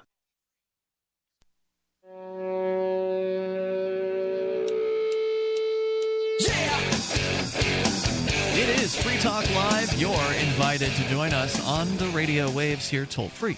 Our number is 855-450-FREE. That's 855-450-3733. Should the leaked World Check database be released publicly? That's a big question that the man who has possession of it is trying to figure out the answer to. So if you want to weigh in, your thoughts are certainly welcome here. He's got a Reddit thread, which I don't know if we've posted that yet. Daryl, did you post the Reddit link? At the beginning of the show. Okay, great. So that's up on our Facebook and Twitter. Go ahead and you can click into there and give him your feedback directly. But if you'd like to call in and weigh in, we'd love to hear from you. Why should or should he not post this data? 2.2 million database entries, 2.2 million individuals who've been flagged as potential terrorists, money launderers, drug dealers, or whatever it is that you can be flagged as in this particular database. It's apparently pretty detailed information. The download that he's provided is 900 megabytes. Now, it's an encrypted download, so unless you have the right key, you're not going to be able to decrypt it. But he's put the download out there so other people can have copies of the data to sort of protect the data's existence. Given that this person, Vickers, I believe, or Vickery? Chris Vickery, given that he is known, that he's a public personality and he's come out with this info, so obviously he could be targeted. Let's go around the panel here and let's hear from you guys. Should he release this database? And if so, By what means? Okay, so I'm not a technical guy. This guy was able to come across this list in a way that I would befuddle me. So I'm not entirely clear how he should release the list. But I do know that Snowden released it to media organizations. I think there's value to that. To releasing, I'm not entirely sure. To me, I'd just like to see the list released. I mean, the whole thing? Yeah, what in the world are we doing keeping lists like this? I don't think anyone would support me and Free Talk Live, creating some list and keeping it secret of people we didn't like. I don't care whether this is private or public or not. They're trying to protect the world from money launderers, drug dealers, terrorists. If they have more information on these people, that'll help. I mean, obviously, money laundering's been stopped by all this AML, KYC compliance nonsense, right? No one's doing any money laundering out there now. Well, there may very well I'm joking. Of course, money laundering's continuing. So, okay, stopping money laundering is different than creating a list that, impinges upon my ability to do business with all kinds of organizations and prevents me from, getting on planes, all kinds of things. It's just weird. It's a secretive quasi-governmental list, and people want to know if they're on it. They're already on it. Whatever the detriment to being on it is already exists. So releasing it, I don't see any downside. Daryl? I am leaning towards the sort of what they're calling the hybrid approach of having it on like a publicly accessible thing, but where you could only query the database but not see everything on the database. Is there really that big of a difference, though? I mean, first of all, looking at 2.2 million names is not a possibility. So most people are going to want to have a way to query that database. Most people are only curious, am I on the database? That's what I want. Or my friends, or my landlord, or my boss, or whoever. So either way, they're still going to be looking for names they recognize, or politician, or whoever it is that they would think of to search for, pop music stars or whatever. So even if they have got a raw database release versus a searchable interface for that database, they're still going to, if it's a raw release, they're going to control F. They're going to try to find the person's name that way. If they build an interface, they're going to find it but that if way. There's the interface, and there's a way you can have the interface to where you can just see if a name is on, but not all of the details. See, that's what I would want. I would want to know what the details are. What information is this? What have they gathered about me that is on this list, and in what format is it kept there? I think that would be very enlightening. They're not going to have your entire FBI file on this list. We don't know Ian. what they have there. We don't know. Yeah, that's what's so frightening about all of this. If you go to the World Check website, they do a lot of stuff here. We monitor over 530 sanction, watch, and regulatory law and enforcement lists, and hundreds of thousands of information sources, often identifying heightened risk entities months or years before they are listed. In fact, in 2012 alone, we identified more than 180 entities before they appeared on the U.S. Treasury Office of Foreign Assets Control, OFAC list, based on reputable sources identifying relevant risks. So they're pulling information from a variety of places here, information collected from an extensive network of hundreds of thousands of reputable sources, including those 530-plus watch, regulatory, and law enforcement lists, local and international government records, country-specific data sources, international adverse electronic and physical media searches, English and foreign language data sources, and relevant industry sources. These are just, the basic categories of the types of data that they're aggregating in. They're also saying here, I downloaded their 10 reasons to hire them, basically. They've got a PDF file on their site, and one of their reasons is that this isn't just a data aggregator. You can go to, zabasearch.com, type in somebody's name, and find out all kinds of public data about them. That's not what they're doing. They're saying we've got researchers. So when we identify somebody on one of these lists, the researcher goes in and then cross-checks the names and does more digging and physically adds data to the data. So this is a human-curated list that is it sounds very, very detailed. Sounds very intrusive. So I would be very interested in seeing how extensive the data that's collected is. Yeah, I wonder. I mean, so if somebody got a hold of Google's list of people's information, I can tell you that very few people would be upset about it. It seems to me that very few people would be upset about the idea of Google being held responsible by the release of the list. The fact that he could get this list shows that this list should be released. Because someone else could have it. Oh, yeah, I mean, the government, this is the reason that we should not be handing out our information willy-nilly, and the reason we shouldn't be required to hand out our information. The Social Security number was only intended to be used as a classification number for Social Security. Now it's used for everything as basically a personal identification number, and this is the problem. It's that these organizations, governments included, grab this information, and they lose it. All right, so here's one thing that I'm not clear on, Daryl, and maybe you can recall from having read more about this than I have. The story over the BBC here says that a third party, an unnamed third party, exposed the out-of-date version online.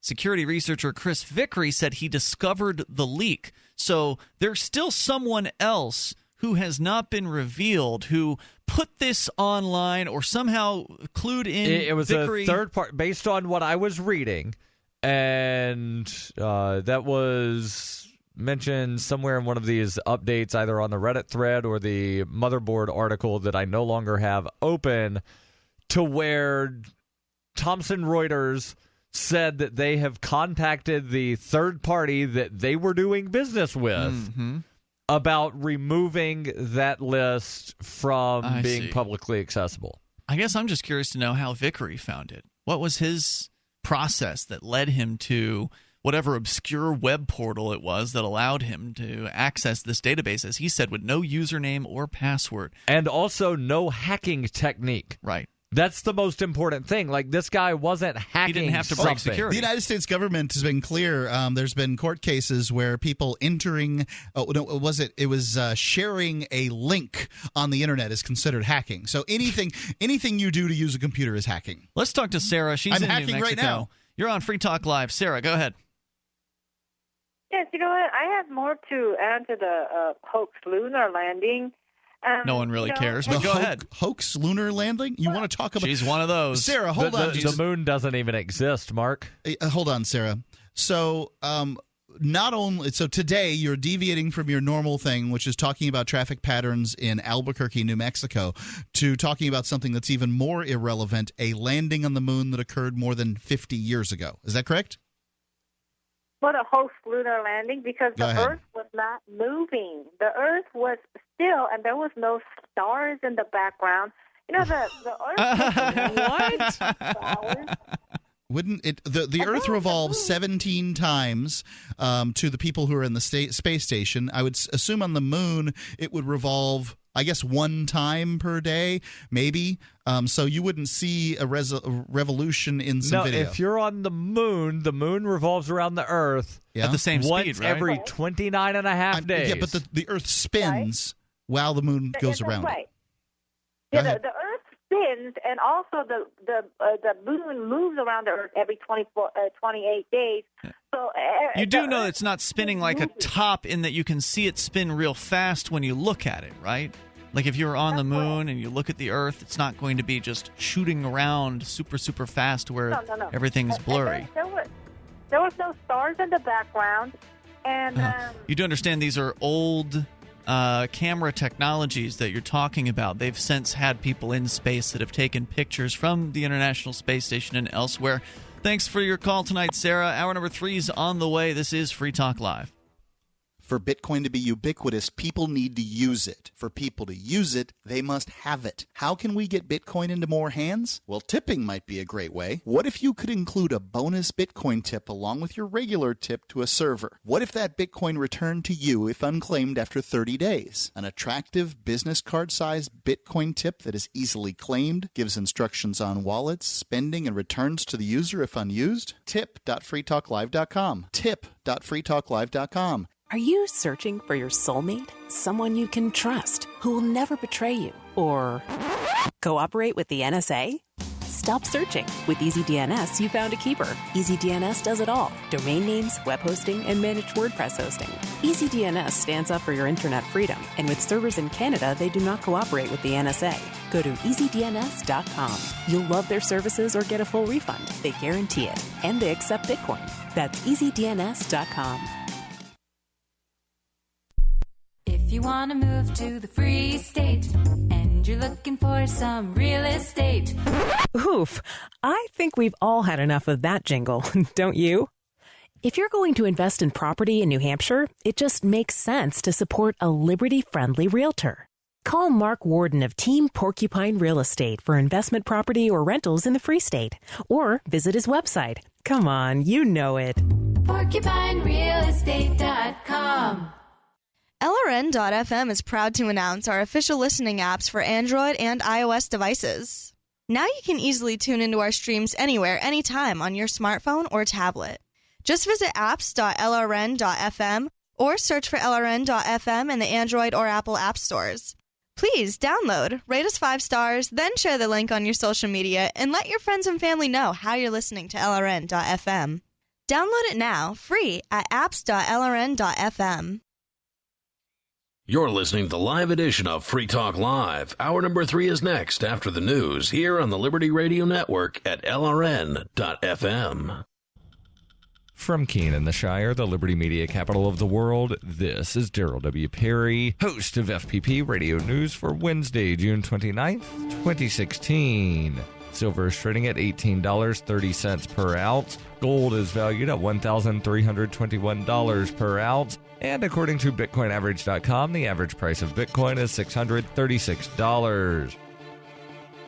Antiwar.com reports holding their first formal meeting since Thursday's Brexit vote. European Union leaders were talking extremely tough on the process of divorce with Britain, with many appearing to want to make an example of the Brits to discourage the rest of the Union from seeking to leave. Luxembourg's Prime Minister Xavier Bettel insisted marriage or divorce, but nothing in between, while German Chancellor Angela Merkel insisted British talk of a cushy deal to retain access to the European common market was wishful thinking. Other officials said they saw a possibility of Britain negotiating a deal similar to the one Norway has, but not the Norway Plus deal British conservatives are talking about. Norway has access to the European market, but has to accept EU regulations and also provide for free movement of labor with EU citizens, likely a no-go negotiation with the British, since much of the Brexit vote centered on ending the EU citizens, mostly Poles, flocking to Britain for work. British officials appear hopeful they could get more than Norway did, since their banking industry is so important to the continent. Whether that ultimately wins out over the EU desire to spite the Brits for wanting out remains to be seen.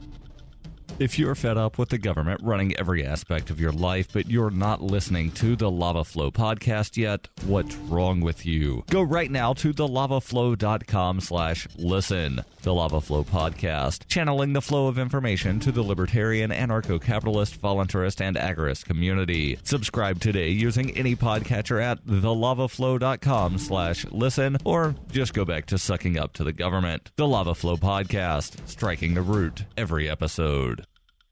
UPI reports former Republican presidential candidate Mike Huckabee has paid the band Survivor $25,000 for copyright infringement after using their song Eye of the Tiger during a campaign rally with Kim Davis, the Kentucky county clerk who became a national figure for refusing to issue same-sex marriage licenses. Huckabee traveled to Davis's hometown last year to hold a celebratory rally after she was released following a brief stint in jail for refusing to abide by a judge's order to issue the licenses in the wake of a Supreme Court decision that legalized same-sex marriage. CNN reported the band sued Huckabee for copyright infringement, saying they had not given permission for the song to be used and had not been paid any royalties for its use. Huckabee's lawyers argued in court the event was a religious celebration, not a political event, and thus Huckabee was free to use the song under the Fair Use Clause. Documents show the $25,000 payment listed under the description, legal settlement, copyright infringement. For nearly 40 years, Roberts & Roberts Brokerage has been a trusted source for buying and selling precious metals like gold and silver. They also take Bitcoin for precious metal purchases and have permanently removed the minimum purchase amount for all orders paid in the digital currency. Call Roberts & Roberts today for knowledgeable advice on buying and selling precious metals and a forward-thinking approach to new technologies. 800-874-9760 or visit online at rrbi.co. Reuters reports the U.S. Supreme Court on Tuesday agreed to decide whether gender inequity in U.S. immigration law over granting citizenship to children born abroad to unwed American citizen parents favoring mothers over fathers violates the U.S. Constitution. The case involves a convicted felon from the Dominican Republic named Luis Morales Santana, who was denied U.S. citizenship even though his father was a U.S. citizen. It marks the second time the High Court has taken up the issue. In 2011, it split 4-4 in a similar case, leaving the matter unresolved. In July 2015, the Second U.S. Circuit Court of Appeals in New York sided with Morales Santana and struck down the law at issue, saying it applied impermissible stereotyping and imposing a tougher burden on fathers. The U.S. Justice Department asked the High Court to take up the case. The law requires unwed fathers who are U.S. citizens to spend at least 5 years living in the United States before they can confer citizenship to a child born abroad out of wedlock and to a partner who is not a U.S. citizen. For unwed U.S. mothers in the same situation, the requirement is only 1 year. Morales Santana was convicted of several offenses in 1995, including 2 counts of robbery and 4 counts of attempted murder. The U.S. government has tried to deport him since 2000. The court will hear oral arguments and issue a ruling in its next term, which begins in October and ends June 2017. This has been FPP Radio News. Online at FPPRadio. Of cheap education, a fair legal process. According to the survey, 63% of all Americans want their summers to be hot but not too hot. 85% want the government to stop all wars, end world hunger, and make quick and easy weight loss possible. 93% want to be emotionally satisfied, plus a soulmate, unconditional love from their parents, and a big happy dog. This is the Onion News Network.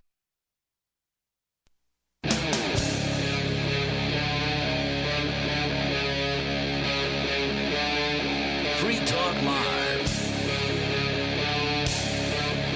It is Free Talk Live. We're launching into the third hour of the program. You can join us here. The toll-free number is 855-450-FREE. That's 855-450-3733. And it's happened in Istanbul. Brexit happened, which is great. But this is a terrorist attack in Turkey's biggest airport, Istanbul Airport. The news coming internationally from Sky News over in the UK, where at least 36 are confirmed to have been killed in an attack wherein at least 3 people apparently opened fire prior to blowing themselves up in the airport.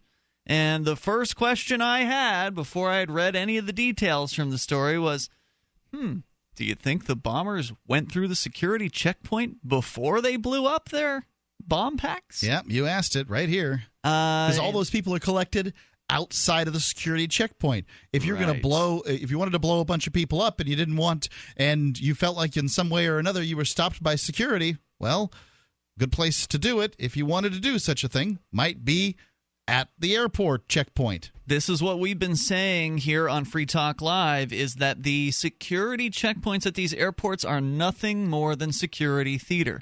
They can't just keep building more and more checkpoints, or maybe they can, and maybe that's what's coming next. But ultimately, wherever you put one of these checkpoints, whoever it is that comes up to that checkpoint can just detonate their bomb right there at the checkpoint. Now, that's not exactly what happened here. Here, they just blew themselves up, apparently, right around the entrances to the airport. So any place before the checkpoint, you can blow up your bomb and take out however many people happen to be around. If it's a busy airport like Istanbul Airport would be, then you're likely going to do significant damage. Obviously, I don't want to see those things happen, but I'm no security expert, and I can figure this stuff out. Yeah, it doesn't take much expertise to figure out where the people are. Now, initial indications, according to Sky News, suggest the Islamic State was behind this attack, according to officials from Turkey. Figures suggest up to 50 people had been killed, but that number has been downgraded. 3 suicide bombers opened fire before blowing themselves up at the international terminal of Ataturk Airport. Istanbul Governor Vasip Sahin told NTV television. Several witnesses reported 2 explosions, but Mr. Sahin said authorities believe there were 3 bombers. He said some 60 people were wounded. 6 of those sustained serious injuries, according to the state-run Anadolu agency. 2 of the attackers detonated their explosives when police fired at them, a second official said, citing information from the Interior Ministry. A witness told NBC News he saw a police officer diving to tackle one of the attackers, who then detonated his bomb.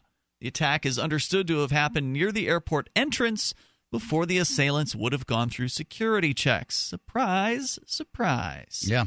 So what do you do about this? I mean, if this was happening in the United States, and it could very easily happen in the United States, what would the government's response be?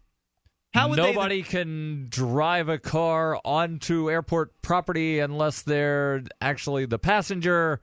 No one's allowed within X number of feet of the entire airport unless they're a passenger. All kinds of weird stuff. Well, that still wouldn't have. But how would they create a security structure that would enforce that in any way, shape, or form? Most airports have one road going in and one road going out. Yeah, that's what they do. They put the TSA right there. So another checkpoint. Yeah, they put another checkpoint. This one with like the mirrors that go underneath. Yeah, you got to have the mirrors that go underneath.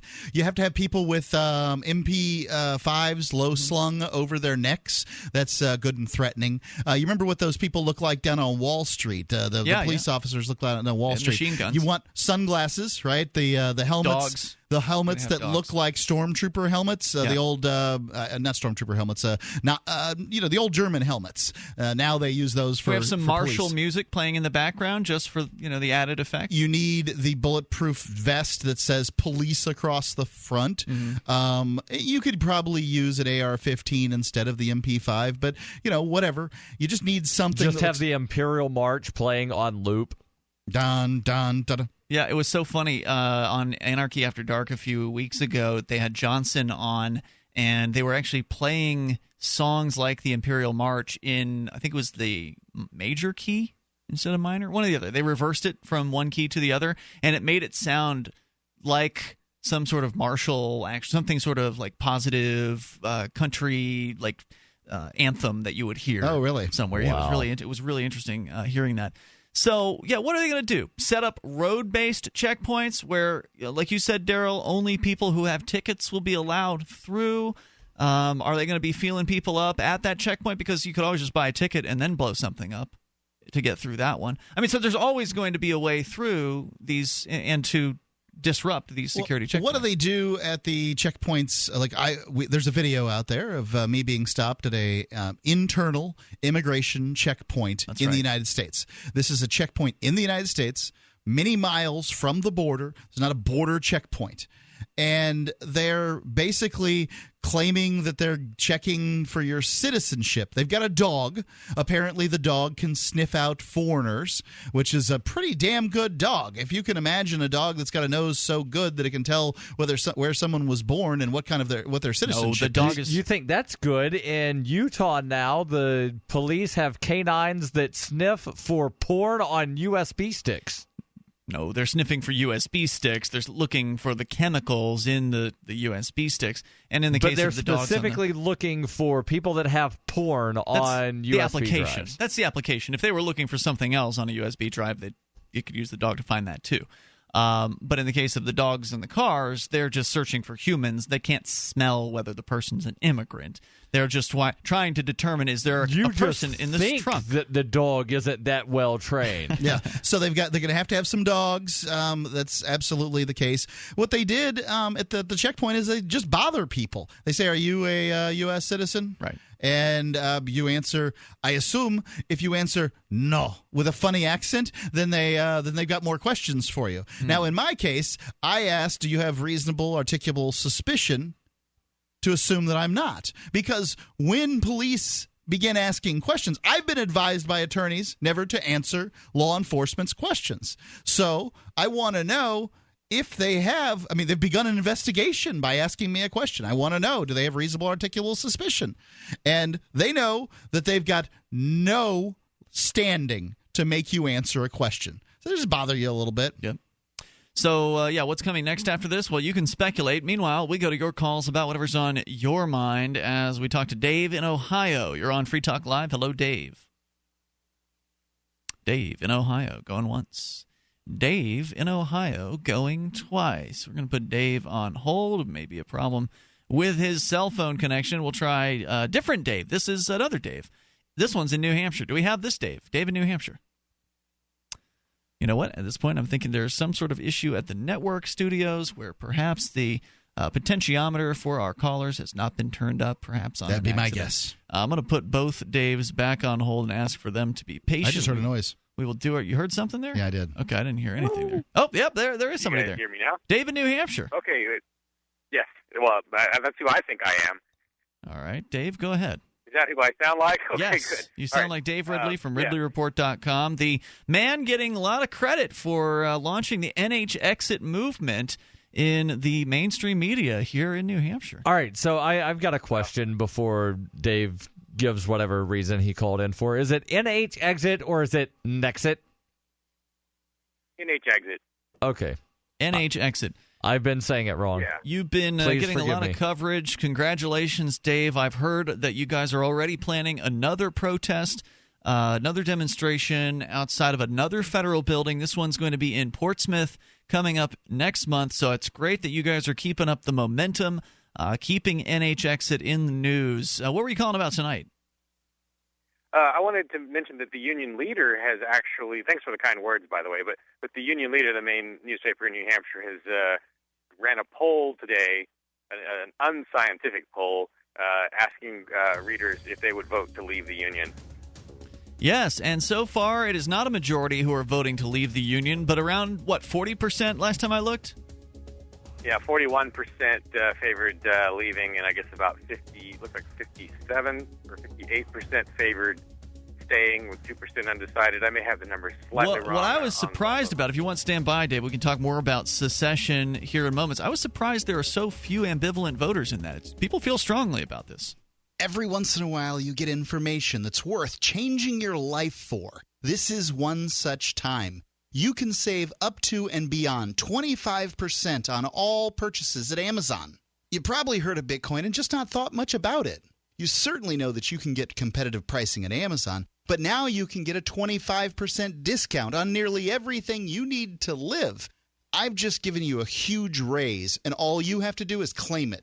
You go to saveitpurse.com and open an account. Do this right now. Don't wait. Then you fund the account with Bitcoin. You can buy them through expresscoin.com with a check or money order. There are other ways to get Bitcoin, but that's fast, safe, and easy. This information is worth you changing the way you do things. Go to saveitpurse.com right now, get signed up, and cash in on the huge raise I'm offering you. 15 to 25% off of everything at Amazon through saveitpurse.com. It's saveatpurse.com. Dangerous blood clot device alert. If you or a loved one had an IVC filter placed to prevent blood clots from traveling to your heart or lungs and suffered an injury, you may be entitled to substantial financial compensation. The FDA warns that IVC filters may cause serious complications, such as heart or lung damage, internal bleeding, and even death. These dangerous blood clot devices can break, and the metal fragments can travel to your heart or lungs, causing serious injuries. If you or a loved one suffered organ damage or other injuries from an IVC filter, you may be entitled to substantial financial compensation. Act now. Time is limited to file a claim. For a free consultation and free information, call Injury Help Desk at 800-478-1507. 800-478-1507. 800-478-1507. This is an advertisement. Paid non-attorney spokesperson. InjuryHelpDesk.com is responsible for this advertisement. Principal office, Las Vegas, Nevada. Hi, I'm Derek J. I don't want a politician to represent me. To me, government is the idea that one group of people can coerce everyone to comply with an edict or face increasing punishments up to and including death. Despite perhaps the most noble of intentions, The best government services are a far cry from what could be provided for by voluntary interactions. Besides, the people who call themselves the government wage wars and put peaceful people in jail for crimes involving no victims. If Starbucks used some of its money to drop bombs, I wouldn't shop there. So why would I support the American empire? The empire does not require my consent. Derek J's Victimless Crime Spree.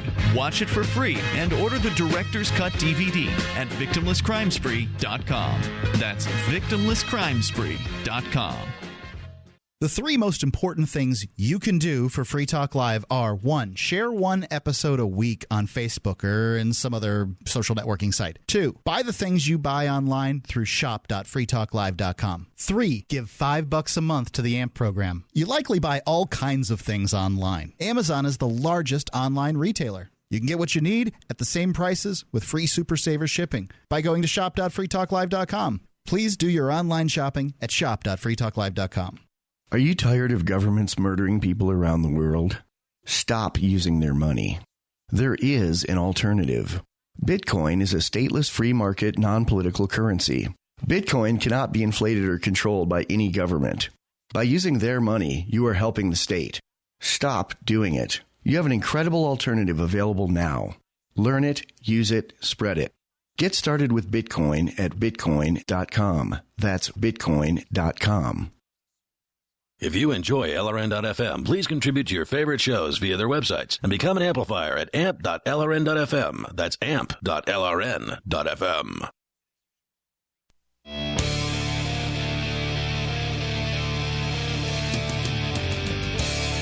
It is Free Talk Live. We will take your calls about whatever you want to discuss. Just dial in toll free.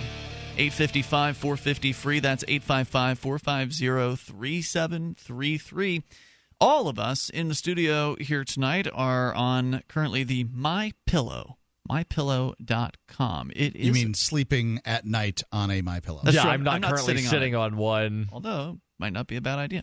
But it's really a nice pillow. I've enjoyed it. In many cases, chronic headaches, neck, and even back pain can be solved with the right pillow. Your spine should be straight and parallel to the floor. So when you go to sleep tonight, really concentrate on the positioning of your head and your neck.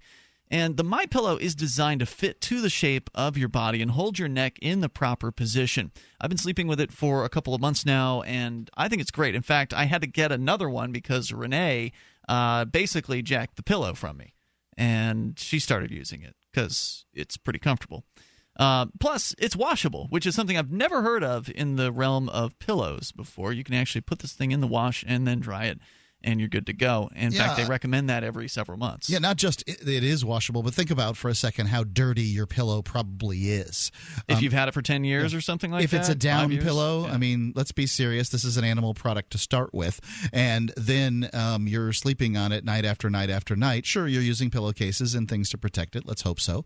But it's getting dirtier. It's getting dirtier. You know, things get through that stuff. There's different levels of fill that you can get. So, Daryl, you and I, we've tweaked our levels of fill that we have. And you can go and get yours over at mypillow.com. Plus, there's a 60-day money-back guarantee. So, look, if this turns out to not be what you were looking for, if it doesn't, for whatever reason, work for you, you get your money back. So they're that confident in their product that they're offering 60-day money-back guarantee at mypillow.com. Be sure to use code FTL. If you do, you get another pillow for free, which I'm absolutely shocked. And I mean, I like the product. I figured, this was going to be a great deal that we were going to offer them. I didn't realize it was going to be that good of a deal. Yeah, it's a good deal. 2 pillows for the price of one with code FTL over at mypillow.com. By the way, 10-year guarantee on the pillows as well. It's 60-day money-back guarantee, 10-year warranty. And I toss and turn in my sleep, and the way that I don't know what sort of weird magic they have made these pillows with, but witchcraft. I don't wake up with a crick in my neck like I did on neck is regular. finally held at the right position. This is, for me, this is so it's such an important issue. I've always been a real stickler for this. Well, at least since I met my wife, because she's a stickler for it. I'm like, oh, this makes perfectly good sense. If you're sleeping and your neck's cranked down or cranked up, bad news. It's going to be bad news. That's one of the reasons you weren't sleeping as well. You're going to get a better night's sleep with MyPillow. Yeah, you get a better night's night's You sleep. don't have to buy a new bed. Just get a new pillow. Right. You get a better night's sleep, everything is better. Let's go back to Dave in New Hampshire. So again, mypillow.com, use code FTL to get the 2-for-1 deal. Dave, you're back on Free Talk Live. You were talking about the Union Leader, which is the largest newspaper in New Hampshire. They've got a poll on their front page of the website. The question here, I've got it in front of me, is how would you vote if New Hampshire had a referendum on seceding from the United States? So even using the bad word of secession in the poll, what are the results right now? Do you happen to have it in front of you, Dave? Well, I'm out walking, but it was 41% in favor of leaving. Yep, and that's about what I've got here. 57% in favor of staying. Last I checked. 56% out of 1,856 voters, 56% saying they will vote to remain a U.S. state, 41% saying I'd vote for a free New Hampshire, 3% are ambivalent, which is really the surprise to me that there wasn't a larger block of uncertain voters here, that these are people who really feel strongly, likely one way or another about this, given that there, at this point, hasn't really been a real campaign to educate in any significant manner the New Hampshire people. The Foundation for New Hampshire Independence is doing outreach. They are trying to get the word out about secession. We've got the New Hampshire Liberty Party that runs political candidates that talk about New Hampshire being independent, but there hasn't been a whole outlay of big money or anything, any kind of real advertising campaign beyond just flyering some events here and there throughout the years. So I think this is a good starting point. Obviously, it's unscientific. Obviously, all the secessionist folks here in New Hampshire are going and voting in this poll. Yeah, they found it, and it's on. So, I mean, earlier today, it was like when it started at like 27% in favor of secession. So it's been moving towards secession as the day has gone on. So there's only so much you can really glean from an unscientific poll like this. But, Dave, what are your thoughts about it? Well, I don't have that much else to say about the poll, but I did want to mention that with the demonstration in Portsmouth is actually set up by Derek from the Victimless Crime Spree movie. Excellent. Derek J. And he had I thought the fairly brilliant idea of taking advantage of a conflict that's going on between the city of Portsmouth and the federal government over a federal property that's supposed to go to the city, and the feds have been sort of sitting on.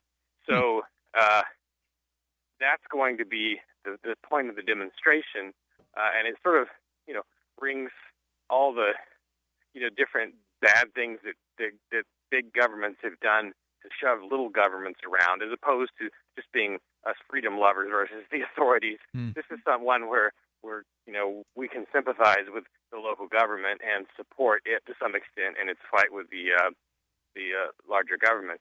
And to me, this kind of is a reminder of how much of a not so much a brilliant idea, but a no-brainer idea independence is, because it's not like a Hail Mary pass where you have to catch the ball. It's more like a Hail Mary pass where the ball goes a long distance, but how you gain every yard that the ball flies, right? Because along the way, you run into little things like this that otherwise might have been ignored or forgotten. I didn't know there was this conflict going on between these two government institutions. Well, it puts the statists on defensive. It puts the federal supporters on the defense, and they don't have really much they can say that looks good for the federal government. Washington, D.C. sure is great. Right. They can't handle their own crime problem, and we send all kinds of politicians there, and they demand money from us. They're awesome. You'd have to be the most ardent defender of the federal system. Getting paid by it would probably make you one of them, but you'd have to be a very ardent defender of the idea of the federal government in order to make any kind of sound argument that it was necessary in any way, shape, or form. I mean, it's a regular occurrence that we'll ask somebody. We had a guy call in, I think it was last night, who was telling us, we need to tweak the federal system in this way. He had an idea as to how to do that. I like a good tweaking, and I told him, but you're not going to get it. Right. I told him, look, you can't get these ideas through these people in D.C. They're too entrenched. The power's too entrenched. How about we just forget about this whole idea of the federal government? What do we need it for anyway? And his response was, well, we really don't need it. Yeah. So, I mean, in this area, I do tend to agree with you, Ian, that there's probably more value in just demanding secession, in that, A, it takes you along a path of nullification, which is what I generally support. The state of New Hampshire, or whatever state you're in, telling the federal government to pound sand on particular issues over time. It also it saves energy. If you're going to Washington, you want to tweak this thing, you want to tweak that thing, you want to get a constitutional amendment through. It's your whole life's work. Yeah. If you're going to spend your life on something, it might as well be on the idea of just, hey, let's get the power of Washington out of the individual states. Yeah, it's something that I think we can persuade people on. And if it's true that, let's say, 30 to 40% of New Hampshireites just right out the gate are ready to support secession, that's a good starting point to start persuading people on this issue. Dave, thanks for keeping us in the loop. Dave Ridley from RidleyReport.com. As we continue, this is Free Talk Live. So you've got to take a state construction license exam or certification. Can't decide on what books or what chapters to study? Discover right now how you can eliminate unnecessary books and wasted study time. At contractorexam.com, our study materials zero in on state-required test topics in an effective, multiple-choice format. So whether you're a plumber, electrician, general contractor, or other construction-related trade, contractorexam.com will help get you prepared. Visit us at www.contractorexam.com today. Hunters, anglers, campers, and survivalists. Get back to nature. Expand your horizons with the highest quality, most versatile, unique slingshots and sling bows on the market at slingbow.com. Sling bow products are compact and models start from just $17.98. They're perfect for your bug out bag or storing in your vehicle. Give yourself and your loved ones the excitement and tradition of sling bow. A new frontier in archery and truly modern twist on this primitive survival tool. Feel the thrill only at slingbow.com. Recently, LRN.FM kicked off its 2016 satellite fundraiser. This year, we're hoping to expand our international free-to-air satellite coverage to include Europe, the Middle East, and North Africa. Our current satellite coverage includes North America, Central America, and Sub-Saharan Africa. This year, the Indiegogo-based fundraiser is going to be promoted via a Head Talker. It's a website that allows you to sign up to join in a social media blast to promote something. Sign up now at share.lrn.fm via your preferred social media, and then on Independence Day, July 4th, the Head Talker will post to your social media accounts about our fundraiser. We've set a goal of 200 people. Will you be one of them? Now, of course, you can go donate to the fundraiser right now at fund.lrn.fm. But even if you can't afford to help, you can definitely add your social media reach to the Head Talker. So please do. Go to share.lrn.fm. That's share.lrn.fm.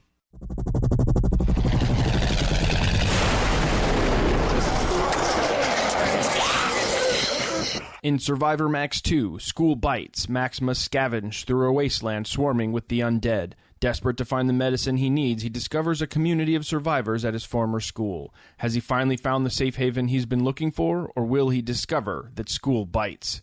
Look for Survivor Max on Facebook, read reviews on Amazon, and read Chapter 1 at SurvivorMax.com. If you want to know the latest about Free Talk Live before we go on the air, all you need to decide is how you want it delivered. It's your choice. Visit news.freetalklive.com. You can get emailed announcements and participate in contests via our email updates list. Plus, we have a Twitter account that you can follow and a Facebook page where you can become a fan. So visit news.freetalklive.com to get news about Free Talk Live as soon as it's announced and the way you want it delivered at news.freetalklive.com. That's news.freetalklive.com. I'm Ian Freeman, host of Free Talk Live. We've been covering Uber for years on the radio with their ongoing legal cases across the globe defending your right to give people rides without asking government permission. I wanted to support Uber more directly, so I signed up to be a driver. It's fun to meet new people and help Uber push forward innovation. As of this recording, Uber is active in 67 countries, so there's a good chance they're available in your area. If you'd like to drive for Uber and make some money helping people get where they want to go, sign up at drive.freetalklive.com, and you'll get a $100 bonus after you complete a certain number of trips. With Uber, you can drive anytime you want. You set your schedule. To get started, you need a good driving record, 4-door vehicle, insurance, registration, and to pass a background check. It costs nothing to sign up, so visit drive.freetalklive.com. That's drive.freetalklive.com. And if you just want to try Uber as a rider, visit ride.freetalklive.com. Your first ride's free. You're listening to the best liberty-oriented audio streamed around the clock, on the air and online. This is the Liberty Radio Network at LRN.FM.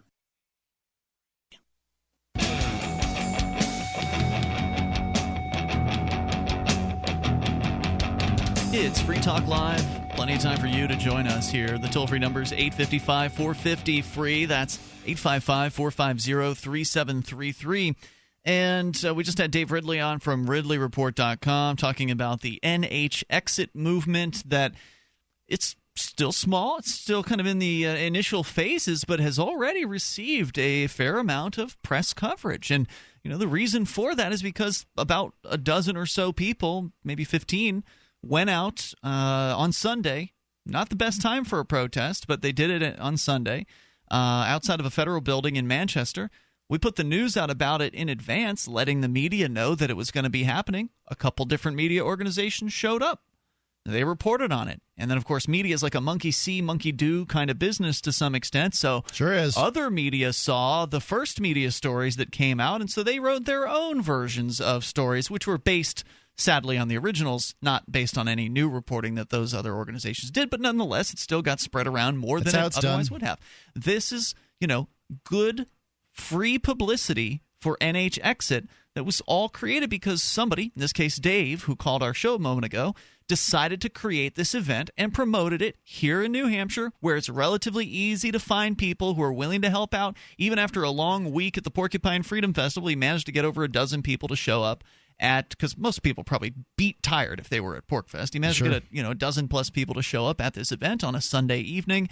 And it's parlayed into even more now. And they're talking about keeping up the pressure, going to different federal buildings across New Hampshire and having similar events happening there. I think it's great. And the more we can get people talking about this, the better. And the fact that the Union Leader is running a poll on the front page of their website, the Union Leader being the major newspaper in the state, the big newspaper, the Manchester's newspaper. The fact that, but they deliver all the way out here to Keene. I see. It's called I see the New Hampshire Union Leader. Right. It's not called the Manchester Union Leader. But correct. It's based in Manchester. And so the fact that there's a poll up on the front page of their website is a huge evidence of success. This one little event that costs nothing to organize, besides whatever the cost of the signs that were made for it were, has garnered all kinds of press coverage and a poll on the mainstream media's website. That means people are talking about it. That means there's discussions happening at water coolers, on talk radio perhaps, local talk radio, and this is what needs to happen. If we want secession to happen, we have to talk about it like it's a realistic possibility. We've got to take it seriously, put the ideas out there, have people who support secession call talk radio. Now, Dave called us, but we're already on board. I hope Dave or other of the secessionist supporters are listening to their local talk shows and calling them to talk about the ideas of secession. Put the ideas out there, let people consider them, and let them come up with objections. Let's answer those objections as best as we possibly can, whether it's live in the moment or via some sort of literature. And let's keep this conversation going, hopefully culminating maybe towards the end of this year in some sort of legislative thing, because right now the legislators we have a bunch of pro-liberty legislators here in New Hampshire, which, again, no one else has in the rest of the country for the most part. But we've got that here. So hopefully one of them will have enough courage to actually put forward some sort of secession legislation, something that'll put it on the ballot as a constitutional amendment or whatever they would have to do. That'll really start a conversation. Well, and also what the value of secession is it gets legislators and other people thinking about the idea of independence in different ways for New Hampshire. So let's say that you like the federal government for the value that it provides in the area of interstate commerce, right? Like it's a good thing that It doesn't provide value. It destroys interstate commerce by coming down on truckers and professional drivers who are the life's blood of this country. Those people are regulated to death, and it's amazing they keep at it. But they built the interstate system. They certainly built the interstate system, and some people might use that. But actually, it wasn't the federal government that built the interstate system. They designed it. Paid for it. They drew some lines on a map. Yeah. They designed it, they paid for it with stolen funds, and they hired third-party contractors to actually do the work. International borders aren't exactly known by truckers to be exciting places to go. Creating new international borders isn't going to be something that many truckers are excited about when it comes to New Hampshire.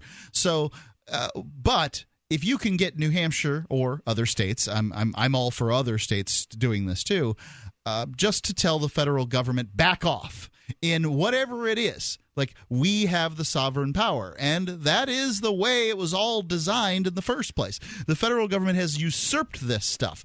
Their document is pretty clear in the 9th and 10th Amendments that the powers that aren't delegated in the Constitution are remanded back to the states and the people respectively, whatever that might mean.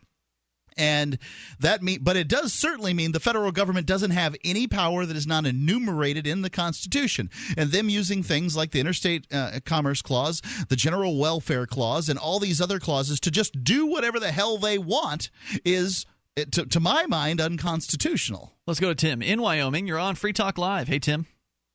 Hey, guys. Yeah, thanks for taking my call. I was kind of hoping that I'd call in before Sarah, but she was making a joke. I think she was kind of kidding about the moon landing thing. But I don't think so. She's called in about that before. People who generally people who call about crazy conspiracy theories like that are not kidding. They have done enough research to where they totally believe it. I just generally think that if you're going to put your voice behind some sort of crackpot conspiracy, you probably are on board with it. What's that? I said you're probably on board. No. I meant if one the royal you puts one's voice. Yeah. Sorry. Well, I was going to say that the reason that she didn't believe it was it was filmed in Albuquerque on a bus at high noon. That's what happened. That's why she didn't believe it. That's why. But no, if it was filmed in Albuquerque, half of the filming crew would have been hit by a wandering car, because apparently that happens to everybody in Albuquerque. It was on a bus, so the footage probably wasn't that good. So all right, what else you got? I'm glad you guys brought up the turkey, the turkey incident, because that's many hours old. I was actually going to bring it up earlier. Yeah, the mass shooting, at least two, if not three, explosions by some alleged suicide bombers who blew their bombs up at the entrance to the airport. So they didn't go through security first, and proving that all of the security is an illusion. Right. Well, what I was going to say about that is, there was a movie called The Siege, which you may have seen. Maybe none of you have seen it, but maybe some of you have. But is that Denzel Washington?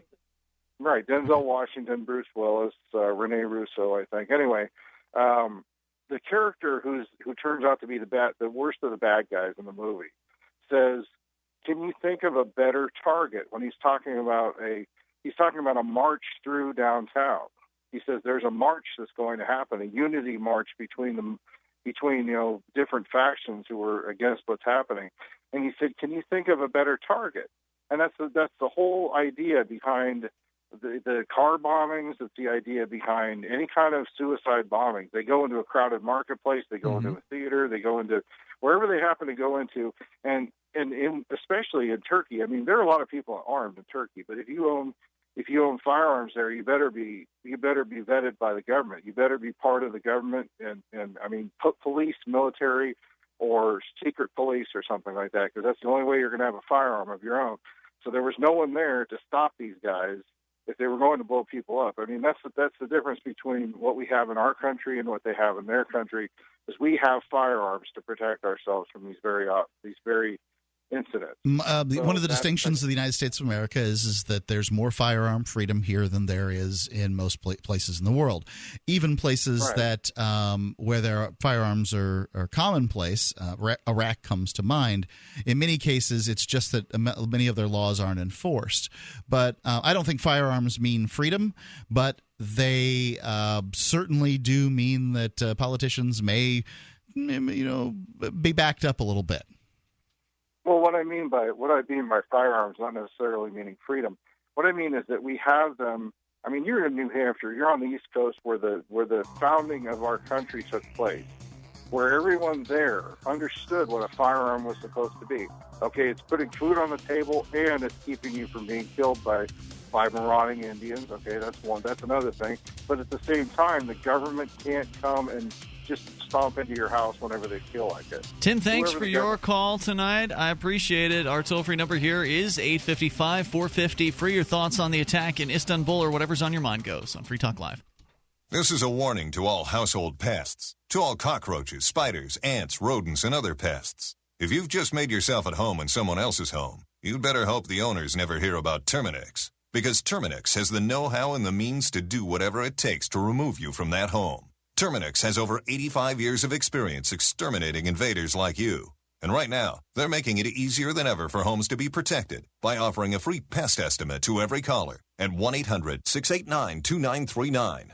Cockroaches, spiders, ants, rodents, and other pests. This is your eviction notice. With one call, Terminix will remove you from the home you've invaded. If you think you can simply come back later, think again. Terminix will protect that home with a 100% satisfaction money-back guarantee, so you can never return.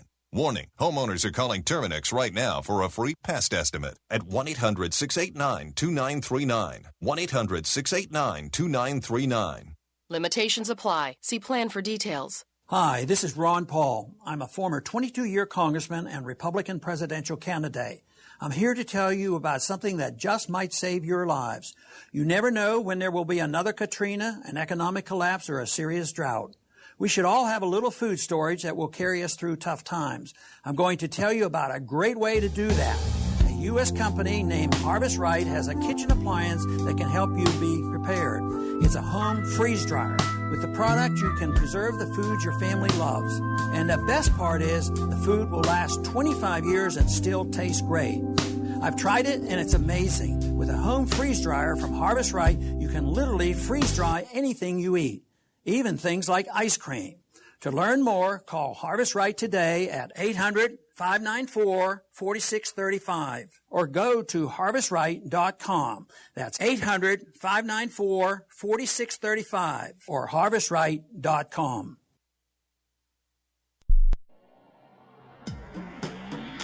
Free Press Publications is an independent, alternative media and publishing company founded in June 2009 with the mission of ensuring a free press for the freedom movement and is committed to spreading the message of peace, freedom, love, and liberty. FPP also gives new authors an avenue for publishing freedom-oriented material. FPP brings you daily news and commentary on the website fpp.cc, as well as a daily 5-minute newscast, FPP Radio News, and weekly news, views, and commentary in the FPP Freedom Minute and Peace, Love, Liberty Radio at fppradio.com, and the monthly newspaper FPP News at news.fpp.cc. Find FPP online at fpp.cc. That's fpp.cc, as in Creative Commons. Here's a chance to do a little activism while you're cruising Facebook, Twitter, or Google+. Between the LOL cats, the recipes, the hot girls, and the inspirational sunrise memes, Free Talk Live's posts pass by your newsfeed. Like them, comment. It gives us more exposure. If you don't see our posts, click like at facebook.freetalklive.com and then hover over it to click Get Notifications. It's an easy way to spread the ideas of liberty a bit further. I know you're busy, but you can spare that 1/10 of a calorie it takes to click on something. Facebook.freetalklive.com. I love My Magic Mud. I drink a lot of coffee. I had stains on my teeth. Then I found My Magic Mud, and I was told it would remove stains. So I paid attention when I brushed the first time. My Magic Mud is black tooth powder, and the difference it made in my teeth in one application was noticeable. With 4, my teeth were as white as you normal folks out there. Please go to mymagicmud.com and buy a jar. There's 150 applications for $25. You can use Bitcoin, mymagicmud.com. While our satellite channel is free to listen to, it's not free for us. You can help us cover our satellite costs with the chip in on the right side of the page at lrn.fm.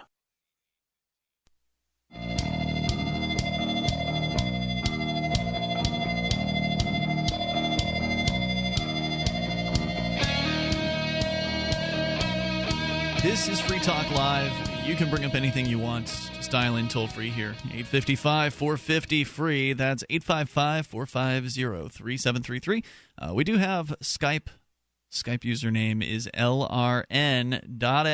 The attack in Istanbul, the airport there, was pretty devastating. Apparently three explosions. Maybe at least 30 people are dead, close to 40 people. Lots more injured. And security couldn't have done a thing about it because the security checkpoints were inside the airport. And these guys attacked near the front of the airport, near the entrances to the airport. And they were able to get away with what they did. And we've been saying it all along here on Free Talk Live is that their security checkpoints create new vulnerabilities. And the vulnerability is there's a bunch of people piled up in front of the checkpoint, and boom, you set off a bomb there, you kill a bunch of people. So, it's all just security theater. It is, and there was a story here that, here it is. CIA Director John Brennan is releasing what he has to say about the suicide bombings in Istanbul. He claims that they bear the signs of ISIS and should serve as a warning to Americans that the terrorist group is aiming to carry out similar attacks in the United States. Well, you got to have some good scare tactics. Right, yeah. This is, being parlayed into an excuse to make people even more afraid and make them demand more government control, more checkpoints, more soldiers, more men with guns standing around acting like they could do a damn thing about somebody who straps on some dynamite or whatever and then just blows themselves up. I don't know what the preferred bombing type is these days. I'm not an expert either. Probably not dynamite. I can tell you I'd like to be a man with a gun if I happen to come up on somebody who's wearing a vest full of dynamite intending to blow themselves up. I don't think it's the guns that really make the problem here. The problem is that the government comes up with these feel-good solutions, and they're not really solutions. TSA agents don't even have guns. I'd be surprised, he said, if ISIS is not trying to carry out that kind of attack in the United States, he told Yahoo News this yesterday evening. Although no organization has claimed responsibility for the bombings at Istanbul Ataturk Airport Tuesday night, Brennan said the method of the attack fits the profile of the terror group. They talked about they were wearing explosive vests. They opened fire, killing close to 40 people. The Turkish prime minister told reporters hours after the bombings that initial findings did implicate ISIS, while the Kurdistan Workers' Party, or PKK, has targeted police and military personnel with bombs during the past year. Officials said ISIS is more likely behind Tuesday's attack. Brennan said, quote, "I'm worried from the standpoint of an intelligence professional who looks at the capabilities of ISIS and their determination to kill as many people as possible and to carry out attacks abroad." He said that ISIS has so far been unable to attack the United States. Get this. He claims because of effective homeland security and intelligence measures. As though the U.S. government is so omnipresent, so omniscient, that they've been able to interdict every possible opportunity that ISIS might have to attack people here in the United States. Clearly they didn't. Orlando was, supposedly an ISIS-type attack. The guy claimed he was part of ISIS. ISIS called for independent people to do those sorts of things. Well, the guy was pretty confused based on the story from antiwar.com. I'm not claiming he's not. He also said he was part of Hezbollah, which is apparently not an ISIS. Organization that has nothing to do with ISIS. In fact, hates ISIS or something like that. There's no doubt about it. I'm not claiming that, but why? If Homeland Security has been so great at stopping attacks, why didn't it stop that one? Exactly. Secondly, what was there about this attack that Homeland Security is good at preventing? Because nothing. A man with a gun goes into a club. In this case, no, I meant about the airport. Same thing. Men with guns walk into the airport and blow themselves up after shooting some people. It's probably maybe I'm right, maybe I'm wrong. Maybe it's harder to get explosives to make the vests here in the United States. You can make explosives. Go look up the Anarchist Cookbook. And by the way, it's very old. Be very, very careful. I shouldn't recommend that because some of the recipes in the Anarchist Cookbook are, from what I've understood, not really good, meaning that they could actually hurt you if you possibly make those recipes. But there are bomb-making You're not suggesting anyone actually do it. No. You're just saying that the instructions information are out there. Yeah, I would never suggest somebody actually commit violence because I don't believe in that. But the instructions for making bombs are not hard to find. They've been around since before the internet, and now they're even more prevalent than ever before. I suspect you can likely do it with household chemicals, but I've never really looked into it myself. I'm sure somebody out there who knows a thing or two and did some experimentation as a teenager would likely be able to enlighten us, because a lot of teenage I'd like to know how many boys fingers they have left. like to blow things up when they're growing up. So there's a lot of people that have this experience. Look, if you want to, you could probably do some damage, even without a bomb at an airport or something like that. So the fact that it's not happening isn't because the government has their ear to the ground and they know whenever somebody's thinking crazy thoughts. Obviously, they didn't stop the San Bernardino shootings. They didn't stop the Boston bombers. They didn't stop, fill in the blanks. The only people they've stopped have been the ones that they've set up in the first place. The ones where the FBI gives a potential bomber, the encouragement that they need to do it, gives them the ideas that they need to do it, gives them the bomb, which is usually inert, not a real bomb, but they give them what they believe is a real bomb, and then they take them there. They give them everything they need to pull the plunger or push the plunger and, make something go boom, and then they arrest them right before that moment actually occurs. And we've seen now, apparently there have been 200 of those instances. They're very effective in catching those people. Right, over the last decade and a half. So I am not impressed. If there really was a threat from ISIS in the United States, you'd see things happening. You'd see these things happening here. It's not because of the government that they're not happening. They're just not happening for whatever reason because there really aren't that many ISIS people in the United States. But there are, even though there aren't ISIS people in the United States, there are still people who are upset about what the U.S. government has done over in the Middle East. The Boston bombers are a great example. What you have is these, and I would say to some extent probably the Orlando guy too, the Orlando shooter, is that you've got these people, usually first-generation Muslims, that are upset with the way the United States is prosecuting wars in what they consider an oppression and what they consider to be their homeland. Now, I'm with you. They should consider the United States their homeland, but I'm a United States citizen and as United Statesy as any citizen gets, and I think the U.S. foreign policy in the Middle East sucks, and I'm certain that it's putting my family in danger. So if you, are not very far removed from that, you might even feel, more allied with those folks. Right. So, I don't think for a moment that it's the government that's keeping people safe from these things. I think it's just that people, for the most part, aren't psychos, and they're not willing to, use violence to achieve their political viewpoints because they don't work for the government.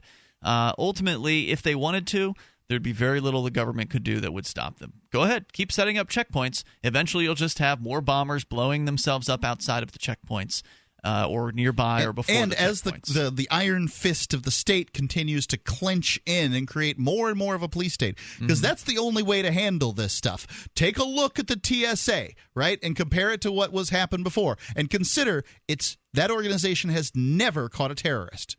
But as the iron fist creeps in, then you'll find more and more people are just like, I can't put up with this. And you're going to find the unrest is going to increase. As the unrest increases, then you'll find more people that are willing to use violence. Somebody's going to snap. Yeah, and it just keeps on happening. This is the difficulty. This is the lesson that people in Washington, D.C., and frankly, voters just haven't learned. You cannot control your way out of one of these situations. I'm just waiting to figure out how long it's going to be before there's a TSA agent waiting on me to walk outside of the studios, because walking is a form of transportation and we must control that. It seems ridiculous, but they have shown up at train stations. They have shown up at bus stations. Yeah. They have the modes of transportation. Right. They have the Viper squads, which does those things. Scary names, too. They'll set up at these places for temporary time frames.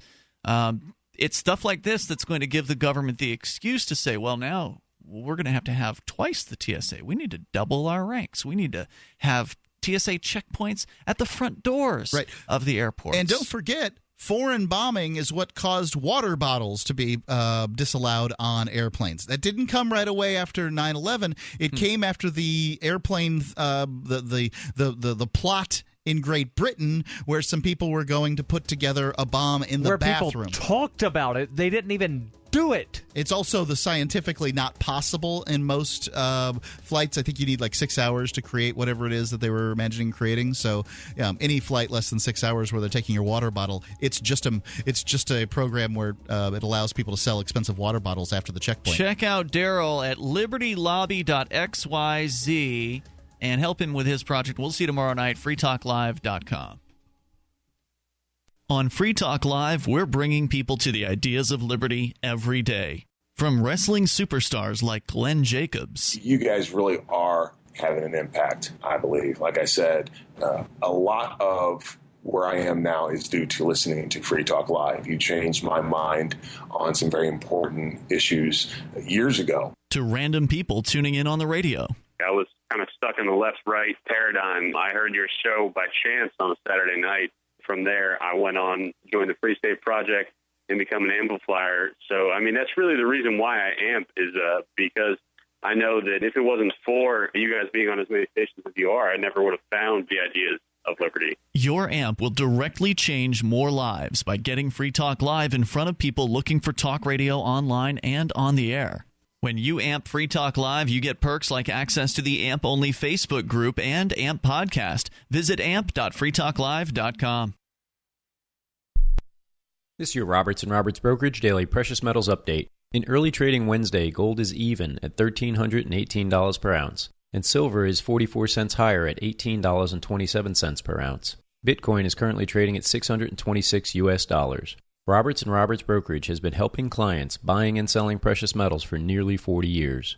For more information, give us a call at 800-874-9760 or visit us online at rrbi.co. So you've heard all 3 hours of the latest episode of Free Talk Live, and you're still hungry for liberty-oriented audio content? Did you know that we have another 24/7 audio stream at LRN.FM? The Liberty Radio Network airs the latest episodes of some of the best liberty-oriented podcasts on the internet around the clock. In addition to recorded content, you'll also hear live shows like Free Talk Live, originating from our Keene, New Hampshire studio. So listen anytime at LRN.FM. That's LRN.FM. Cop Block Radio is up next, live after the news on the Liberty Radio Network, LRN.FM. From Keene in the Shire, the Liberty Media capital of the world, this is Daryl W. Perry, host of FPP Radio News for Wednesday, June 29th, 2016. Silver is trading at $18.30 per ounce. Gold is valued at $1,321 per ounce. And according to BitcoinAverage.com, the average price of Bitcoin is $636. Antiwar.com reports holding their first formal meeting since Thursday's Brexit vote. European Union leaders were talking extremely tough on the process of divorce with Britain, with many appearing to want to make an example of the Brits to discourage the rest of the Union from seeking to leave. Luxembourg's Prime Minister Xavier Bettel insisted marriage or divorce, but nothing in between, while German Chancellor Angela Merkel insisted British talk of a cushy deal to retain access to the European common market was wishful thinking. Other officials said they saw a possibility of Britain negotiating a deal similar to the one Norway has, but not the Norway Plus deal British conservatives are talking about. Norway has access to the European market, but has to accept EU regulations and also